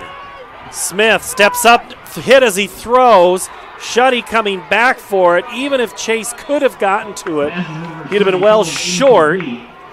5:29. Now it gets a little more tense for Centennial, but time enough to punt it away, and that's what they'll do right now. Moses and Winter in there, but getting the ball back. If Northwest Waukee can run the ball, get a couple of first downs, flip the field, get closer to the 50. Miller gets it away, end over end kick, bounces at the 38, rolls backwards. Joe Talmadge downs it. Well, Dallin, just when you thought Centennial had maybe found some rhythm, they got sand in the gears. They did, and that was a very, very strong defensive series for Waukee Northwest. They were able to get some pressure on Trent Smith, very reminiscent of what we saw in the first half. I texted you this a little bit earlier as well. Eli Porter with helmet down on the ground, likely done for the rest of the night. Thank you, Dallin. Handoff to Brady Grisham. He'll get up across the 40. Hudson Simon there, as well as Mitchell Greider. That interior of that defensive line is really going to pinch down there, not let anything going on inside the tackles, because the zone blocking against that defense is going to be tough, so only a couple yards here. I expect to see a lot of Grisham here run the clock down. We're down to under 5 minutes. 4:45, clock moving. Here in the 4th, Grisham around the right side, and boy, he just about busted that one. Zach English and Dittmer there. It'll be 3rd and short. 3rd and a long 2, as they would say. But he got to the outside, has surprising speed to the outside. Now if this is where they try to use their wide receivers to block, and there they get caught for holding. So they're bringing a heavier lineman package. Definitely going to go man on man here. They're just inside past the 46. 12 on the play clock. Mueller and Will Retz come in for Northwest. Grisham is stopped by Greider and couldn't quite, but second effort might have gotten it. Actually, that's more like the 4th effort on that play. I think he's about a half a yard short. About a foot short. The line judge keeps moving south a little bit. I think they should measure it. I think it is short. Hey, I am almost on the line. If he has it, it's a no. Do they have that card, that play card that one time they slid it down there between the ball and the marker to see if he's got? We can see on the camera on the play here, where's he? He's about 3 inches short. Do you quarterback sneak? I thought they would have quarterback sneak the last one. 4th down. Well, we talked about it in the open about Sam Johnson being a great running back as a quarterback. He's already done it on a fourth down already tonight. A sneak here, a first down here, could almost ice the game because that would give them the ball at close to midfield with the clock is running. But you try to draw. Maybe. Wolves are letting it run. Clock for the play is under 7. And Corey Kapatich calls timeout. Timeout, Northwest. Line up, hard count, see if they jump, get the first down. If not, take the penalty, punt the ball away, because otherwise you're punting the ball either way. Well, now a penalty flag's down there, too. Football game, so they're working dedication. Can't be delayed. I'd like to thank the Ankeny Lions Club. If one didn't see. Please say thank you to our Lions Club parking attendants as you leave this evening. Would you guys like to thank listener unsportsmanlike conduct. Number 15 on the defense. That will result in a first down. Unsportsmanlike on Colton Kitt. Did he move? I didn't see what happened there, but that moves the ball. That's at least a 10, if not 15-yard variety. I'm not sure what would have caused that. They're explaining it to the coaching staff here. Here comes the white hat. Mike Fontana's in there. Ryan Pizzetti. Jerry's in there.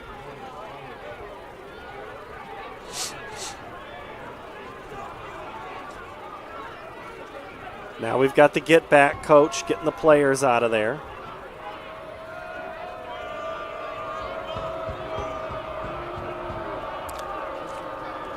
The side just calling the one who called it. They're explaining it why the flag was thrown. Scott Brown. Unless they're going to. There's the white hat. Now he'll. Will they pick up the flag? Scott Brown there talking to Ryan Pizzetti. Dallin, I'm going to bring up your mic. Can you hear anything about what this is? I'm trying. I'm as close to the Centennial bench as I can get. The only thing that I saw was right after the timeout was called, the umpire, who's obviously the official right behind the linebackers, he threw the flag right as Colton Kitt went past him. So I'm trying to hear what's being said to the coaching staff, but whatever it is, the coaching staff not buying it one bit, but it was very immediate. Something was said that caused the umpire to throw the flag because it was just Kitt and the umpire as they were running past each other. But that's obviously a significant penalty. We go from 4th and inches to 1st and 10 because the unsportsmanlike conduct penalty is 15 yards. But we're still not completely done in terms of explanations. Yeah. Because now Kapatich is talking with Scott Brown. And he doesn't look happy in our camera shot here. Looks like they're picking up the flag that the head. Well, I'm not sure if you can exactly pick up the flag because something was said to the umpire to cause him to throw the flag, and it was immediate. I'm not sure I've ever seen something like this. This is a very unusual situation. Again, it was the umpire. It was the umpire and Kitt, and whatever was said was an immediate flag. So I'm not exactly sure what caused the umpire's mind to change on that. It's a big change of events that brings us back to 4th down at about 6 inches. Now what do you do? I mean, because say Northwest is able to sneak this and get the yardage. Yeah. Then this little blip of hope. They're bringing the team out there, so see if they're going to try and draw them offside, the hard count. They are. Johnson runs out there. Play clock at 6. Hard snap count. And the linebacker, Grisham moved. He stepped forward. If he would have kept going and then went down the line like he was in motion, it would have been legal. Yep. But he did the old, he took that half a step forward, flagged him. So now what was 4th and 12 playing cards becomes 4th and 6. Well, they might have taken the delay game, had the same result. They might have moved back 5 yards. I think they're looking at, if we can't draw them off, we'll take the punt. Defense commit. But the thing is, it's 3:22 left. They could have snapped it and caught 12 men on the field. Centennial has 3 timeouts left if they're able to take this punt cleanly. Ball's going to roll. It's going to be a hard one. Coach talked about being inside the 15. We need better field position. They're going to start at the 14. Maybe the 15 on this way. All right, Dallin, this is something to see from your vantage point, because I'm guessing there was a couple of emotions right there on that last play. Yeah, this is a very emotional game, and I'm actually surprised that Waukee Northwest didn't just go ahead and execute the quarterback sneak. They've had a lot of success with that the entire night. They tried to go with a couple of hard counts, and then it actually caused Grisham to jump offside. One issue that Centennial has had all night has been fielding punts, because we've had the muff punt, we've had one punt that was caught with a knee down, and then we've had about 4 punts that have been let go to the ground and has caused big shifts in field position. Smith will go to work from the 14. He'll throw on first down. Out of bounds, incomplete. One thing they've seen with this defense is getting a rush on Smith. He's not been as accurate, who's been at a 70% clip this season. So he's throwing off his back foot, not getting in there. But the coach is leaving up to his defense to win the game for him. 2nd and 10 from the 14. 3:06 to play. Easton Miller still in there as Porter's night does look like it is done. Screen coming. They get it to Easton. He is going to be stopped after about 4 yards. And the guy who's been everywhere tonight, Adam Gardner, he had the interception in the first half, makes a play there. And now Centennial, 3rd and 11. Lost a yard on that play. That takes a lot of athleticism and pursuit on a screen pass that can tackle him in the backfield. So now, big 3rd down play here with 2:35 to go in the game, clock running. And if you're Centennial, you're going to likely have to go for it here. Smith's quick throw. They do the quick catch and then give it back to Miller. It was caught by Shuddy. The problem is it went back a yard. Lost another yard. So now you got 4th and 12, 2:16 left to go. You have to go for it on this play. I would think you have to, right? Yeah, because they only have 2 timeouts left. They have 3 timeouts left. Well, Centennial, bringing a timeout, only has 2 timeouts left.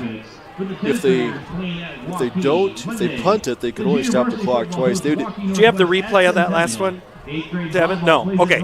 So let me describe that play again. I'm pretty sure it was caught by Shuddy. Yeah. And I don't think he would have gotten any more yardage had he turned around. It was the old hook and ladder play. Okay, you've already used your trick play. What do you call on 4th and 12 from your own 12? I think you're going to have to get the inside blocks, pinch down, knock the defensive end, and roll out the quarterback to buy time to get your receivers open downfield, because you need a longer pass pattern there and find something one-on-one. Looking for something to Severson. Snyder's had a nice game catching the ball, so they're both out there. Shuddy is going to go to the right side of the formation. Lawson Langford. Or toss something up with Shuddy, but you're going to have to roll your quarterback out to give him a little more time to get a deeper pattern. Empty backfield. Smith to throw. He goes down the far sideline for Shuddy. Too tall up. Boy, Chase Shuddy. Pass is busted up. Far sideline. Almost made a one-handed catch there. You threw it to your big 6'6" receiver. Andrew Eastman busted this one up. Northwest takes over on downs. Lofted it up, tried to high point the ball. Also there was Will Retz, and now Northwest can just run out a lot of this, or they can grind it out. They're going to go forward, and then a timeout by Centennial at 2:06. So they run a 2nd down play, they get to 2 minutes, then they run a 3rd down play. 2 timeouts, they get it down to 1:50. Timeout, Centennial. But they're in field goal range. Please take your trash with you. So they can run out of timeouts. No, do your part to keep the stadium You only stop the clean. clock one more time. They could run a play or go for the field goal. If they got the ball back, it would be with less than a minute. Yeah, and if if a field goal happens here, but I'd say that run the ball in the middle of the field, make them bring their timeouts, kick a field goal with about 40 seconds left to go. All right, that's all good strategy. But do you give it to your, do you call Grisham your MVP? He was certainly the MVP of the first half, or do you just keep it with Johnson? If you think trust the quarterback snap, the snap there, you're not risking a handoff. It seemed like Grisham was a little bit off, about middle of the third quarter round. He wasn't carrying the ball as much. He had a couple of good carries there, but definitely but Johnson took over here and really quarterbacked a great, really a fourth quarter. Johnson takes the snap, gives it to Grisham, who powers his head forward. He is going to get into the end zone and score a Waukee Northwest touchdown. Number 28. Big play by Northwest. Go to Grisham. When in doubt, Brady it out. I think you heard you say, well, is my MVP status in question? So let me just kind of finish this off and show you what I mean. I think, Dallin, we just made one of the selections there of a guy to chase down in the postgame. Brady Grisham, as he gets now almost 150 yards. In to attempt the point after number 36, Jack Gerhardt. Gerhardt on to attempt the extra point. The snap, the spot, and the kick is no good. So it'll stay 20-7. The final 1:59 coming up. 1,500 vehicles on WaukeeChevy.com. Schottenkirk Chevy Waukee. If we don't have it, you can build it. Newly expanded service department means we're hiring. See the openings on WaukeeChevy.com. Schottenkirk Chevy Waukee. WaukeeChevy.com. I'm off to college.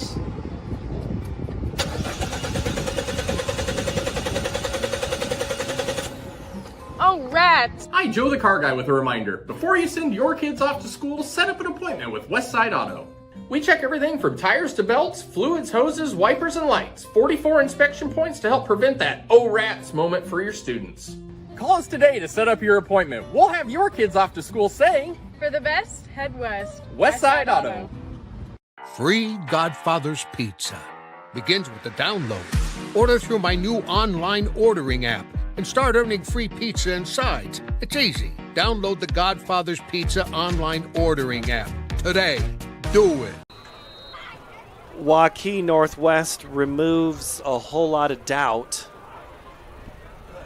that they were going to win this game with a touchdown run with under 2 minutes.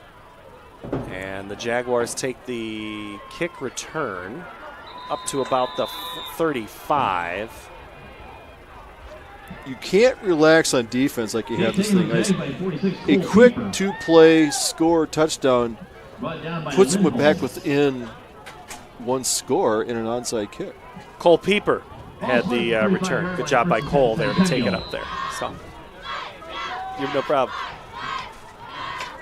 1:53 to play as the fans start making their way to the exits. The Jaguars see if they've got any magic left. They got to score twice in a $1:53. Trent Smith goes to work here on first down. Steps in front, and then he is hammered. Are you kidding me? Kale winner. We just spent the whole time out talking about him. And he makes that play. We'll try to catch him in the postgame. Watch this one again. I think we're mic'd up. He is. I think somebody can hear us. Yes. Run Grisham, coach. Yeah, they got CSN on the sideline over there listening to our game. Smith's throw is behind Langford, incomplete. They were running that route, that seam route right up the middle. A minute 22. It'll be 3rd and 17.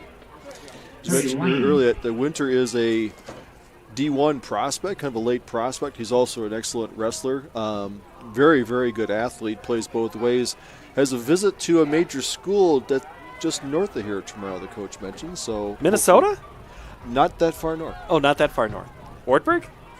That would be a very good one, but I think he's got a sight set a little higher. Gonna visit Iowa State tomorrow. Smith on third down, throws it downfield. He has Max Snyder. It's gonna be overthrown and nearly intercepted. Tipped away by Andrew Eastman. Stotts is going, I had the ball in my sights, and you tipped it. Dude, what are you doing? Yes, the Cyclones are hosting K-State Wildcats tomorrow, so Farmageddon up in Ames.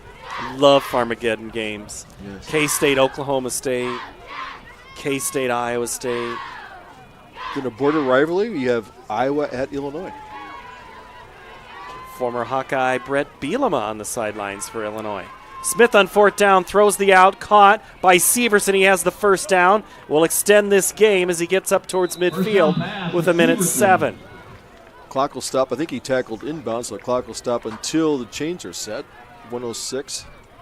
A score makes it very, very interesting if they can get it in, because then it brings in the onside kick. But you got to score here. You still have a timeout left. 1 minute to play for Smith.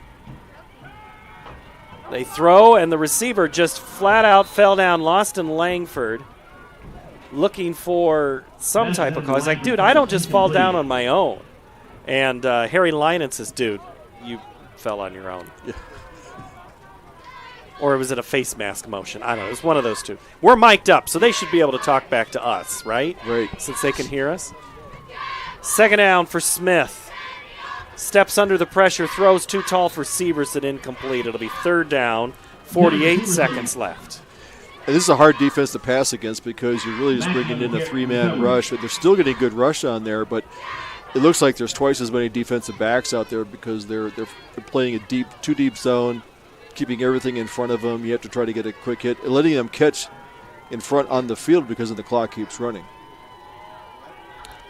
Jaguars break the huddle down 20-7. Northwest scored twice in the first half, had a 14-0 lead, held on to it until Centennial cut it in half. Smith throws to Shuddy, who shields a tackler and gets near the first down, and I think he has it up near the 40-yard line. 40 seconds, 8 seconds come off on that play. They want to hurry up. Clock has started. Smith goes to work. 32 seconds now. Three receivers downfield. They go Shuddy up the middle again. Shuddy climbs the ladder, makes the grab, and takes a hit inside the 20. And I think Shuddy took that one right in the back kidneys. Yep. Andrew Eastman, on the hit. Good clean hit, though, because the receiver's up there. He's extended. His hands are up above him. It's really not It didn't try to cut him in half. He just went there to make the tackle. So Andrew Eastman, yes, made that tackle. And so the catch is made. They're down at the ball we spotted at the 15 or 16. 25 seconds, the clock will wind. They're going to have to, I think you're looking at throwing the ball in the end zone or something with inside the 5. You have a little bit of time with 25 seconds to run. It's that whole, the farther you press into that inside that zone, just kind of takes away some of your options. This is a good distance to be if you're Centennial. You can maybe find something wide open, but the problem is you lose your top offensive pass-catching threat. But the tallest one, the one that can go up and get something if you lay it up there in the air. So the things with the back end line, the end lines become part of your defensive secondary, so you could really play your defensive backs 5 yards in the end zone, your two safeties. Now, Dad didn't go over to see Chase. Is that a Dad thing or a coach thing? Probably a coach thing. I think there's plenty of trainers out there. I can see Chase. Oh, Chase throws his helmet down in disgust. Smith throws towards the end zone. He's got Snyder caught. Touchdown, Max Snyder, 21-yard back score, 15 seconds. Great catch, Max Snyder. He's looking inside, did the 180 back, shouldered up there, got on his feet, got the feet down just inside the end zone. Perfect there, so 15 seconds left. This is a big extra point, so put it within 6.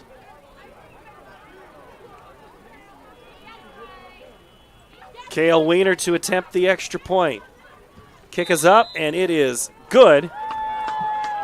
20-14. I'm guessing maybe an onside kick.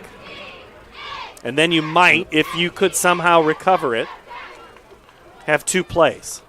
So if you kicked it, and typically you're going to get, if you do get it, you're going to have it around the 40 to 45 yard line if you're successful with your onside kick.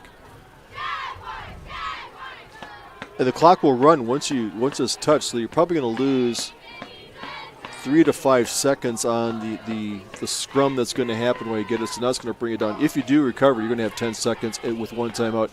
You may get 2 plays off. Maybe. Yeah. Well, that's about as much math as I'm going to do. Yeah, tonight. that's about as far as I'm going to go. So Waukee Northwest, pretty even statistics here now. 226 total offense for the Wolves, 264 for the Jaguars. Waukee Northwest has no pass completions in the second half. All runs and incomplete passes. Which ran the clock, and when they did run the ball, it did take away a lot of the clock from Centennial to mount any kind of drive. Ryan Benduzzo will have the attempt at the onside kick.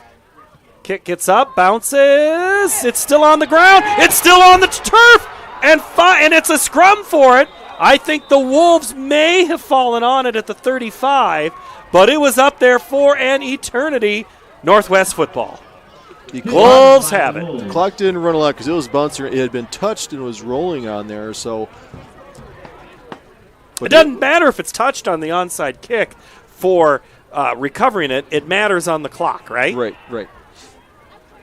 And now it's just a formality. It was rolling around like, take me. It's a matter of who can sprint down the fastest. It's going to be a kneel-down situation for Sam Johnson, and that is how this game is going to end. Northwest is going to move their record to 4-3. The Jaguars are going to fall to that same mark. The Wolves keep their winning streak. They pick up win number 4 in a row. That snaps a 4-game win streak for the Jags. 20-14 is our final score from Ankeny Stadium tonight. Our post-game show, we'll have some interviews, wrap up the stats, and get you ready for next week. Northwest of Waukee wins over Centennial of Ankeny, 20-14. Western lets your UTV power through the storm. The Impact V Plow and Impact Straight Blade, with the features the pros demand, custom tailored for your UTV. And to keep your work top-notch, rely on the Tornado UTV Hopper Spreader. Now that's a job well done. Western, more jobs done faster. Visit Truck Equipment Inc. today at truckequipmentinc.com. I'm off to college.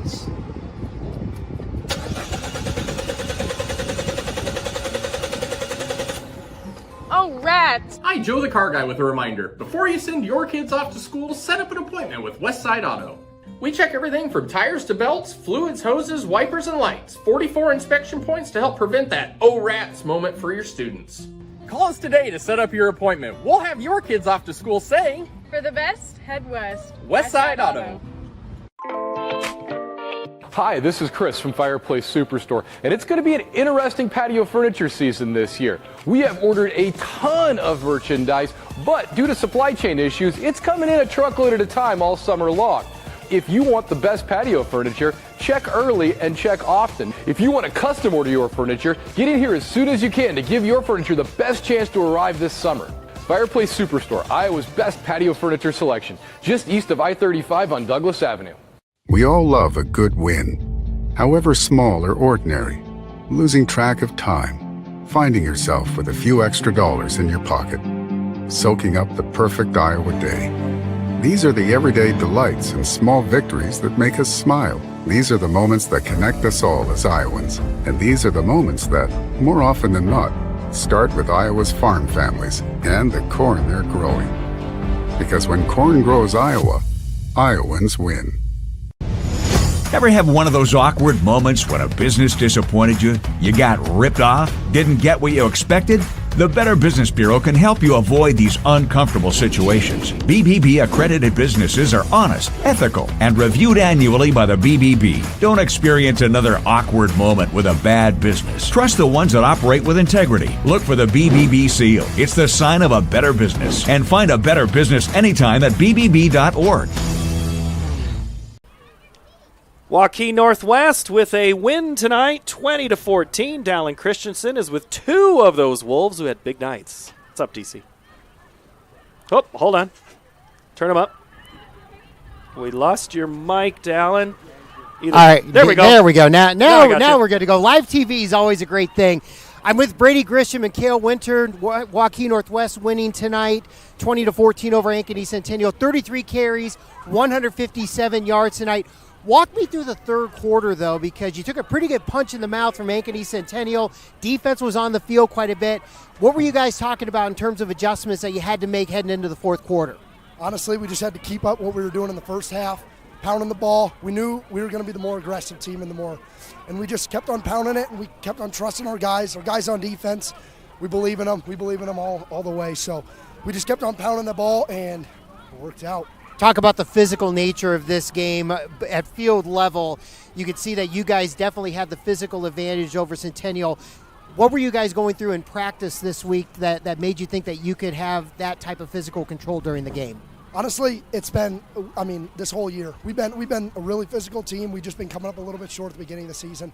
We knew we were going to be able to do this, and we just kind of put our minds to it. And this week during practice, we grinded our butts off, man. It was hard. It was a hard one. I'm a former quarterback. I love talking to linemen in a post-game show. Cale Winter, outstanding on both sides of the ball tonight. Let's talk about defensively first. What did you guys see in film this week that made you think you could get after Trent Smith the way that you did tonight? I honestly don't watch the defense film. I'm mostly an offensive guy. So they just threw me in there, and I just did my thing and went after him, and I got a few tackles. So defensively, when you see a Centennial team very, very balanced on offense, almost 50-50 compared to what they've been in the past, defensively, how do you prepare to try to make sure that you take away one part of that game? So for the D-line, we just make our reads, and if the O-lineman pass sets, we pass rush. If they don't, we stick on our guy, and then the ball comes to us, we make a tackle. So. Same question for you on the offensive side of the football now. From a lineman perspective, how much fun is it to be able to line up when you know that you've got 28 behind you that's getting 5.5 yards a carry? Oh, it's a hell of a time because even if we fuck up sometimes, it's on YouTube, so we're all right. Even if we mess up sometimes, Gresh will save our behind. So yeah. All right, a big win for you guys tonight, 4-3. You're back here next Friday night against Ankeny. We'll be on the sidelines again as well, so we'll see you guys next Friday night. Congratulations on the win. Best of luck, guys. All right, you can tell a couple of very excited young men there, and we'll apologize for a little bit of the salty language, but it's a big win for Waukee Northwest as they defeat Ankeny Centennial 20-14 tonight. Tim and Paul, back to you guys in the booth. Thank you, Dallin. Great job as always, and also great job keeping it together after that interesting exchange. Brady Grisham tonight, 33 carries, 157.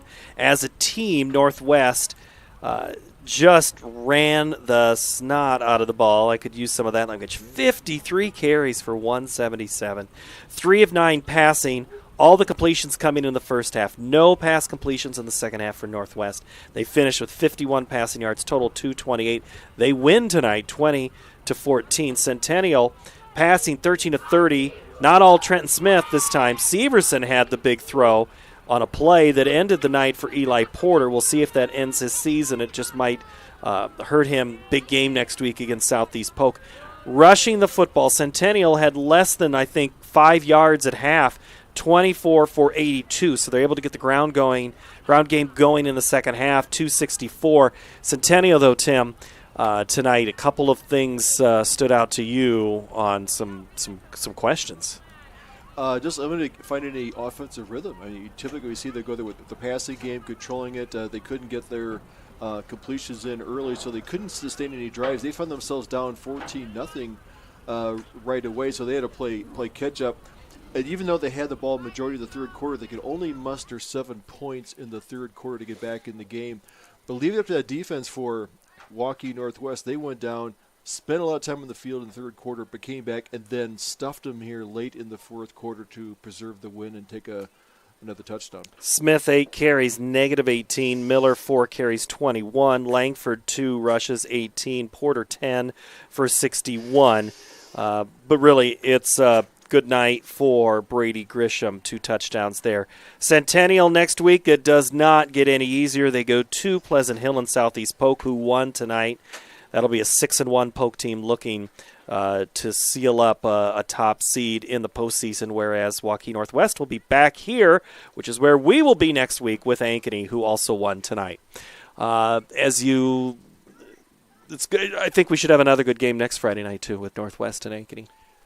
I'm impressed with Northwest. This is the first time I've seen them play live. I think they came in here with an attitude. They're more physical than I thought they would be. That offensive line, they had a good scheme going on. They stayed with it. They run the ball very effectively. They controlled the clock quite a bit. Outside, they had quite a few holding penalties.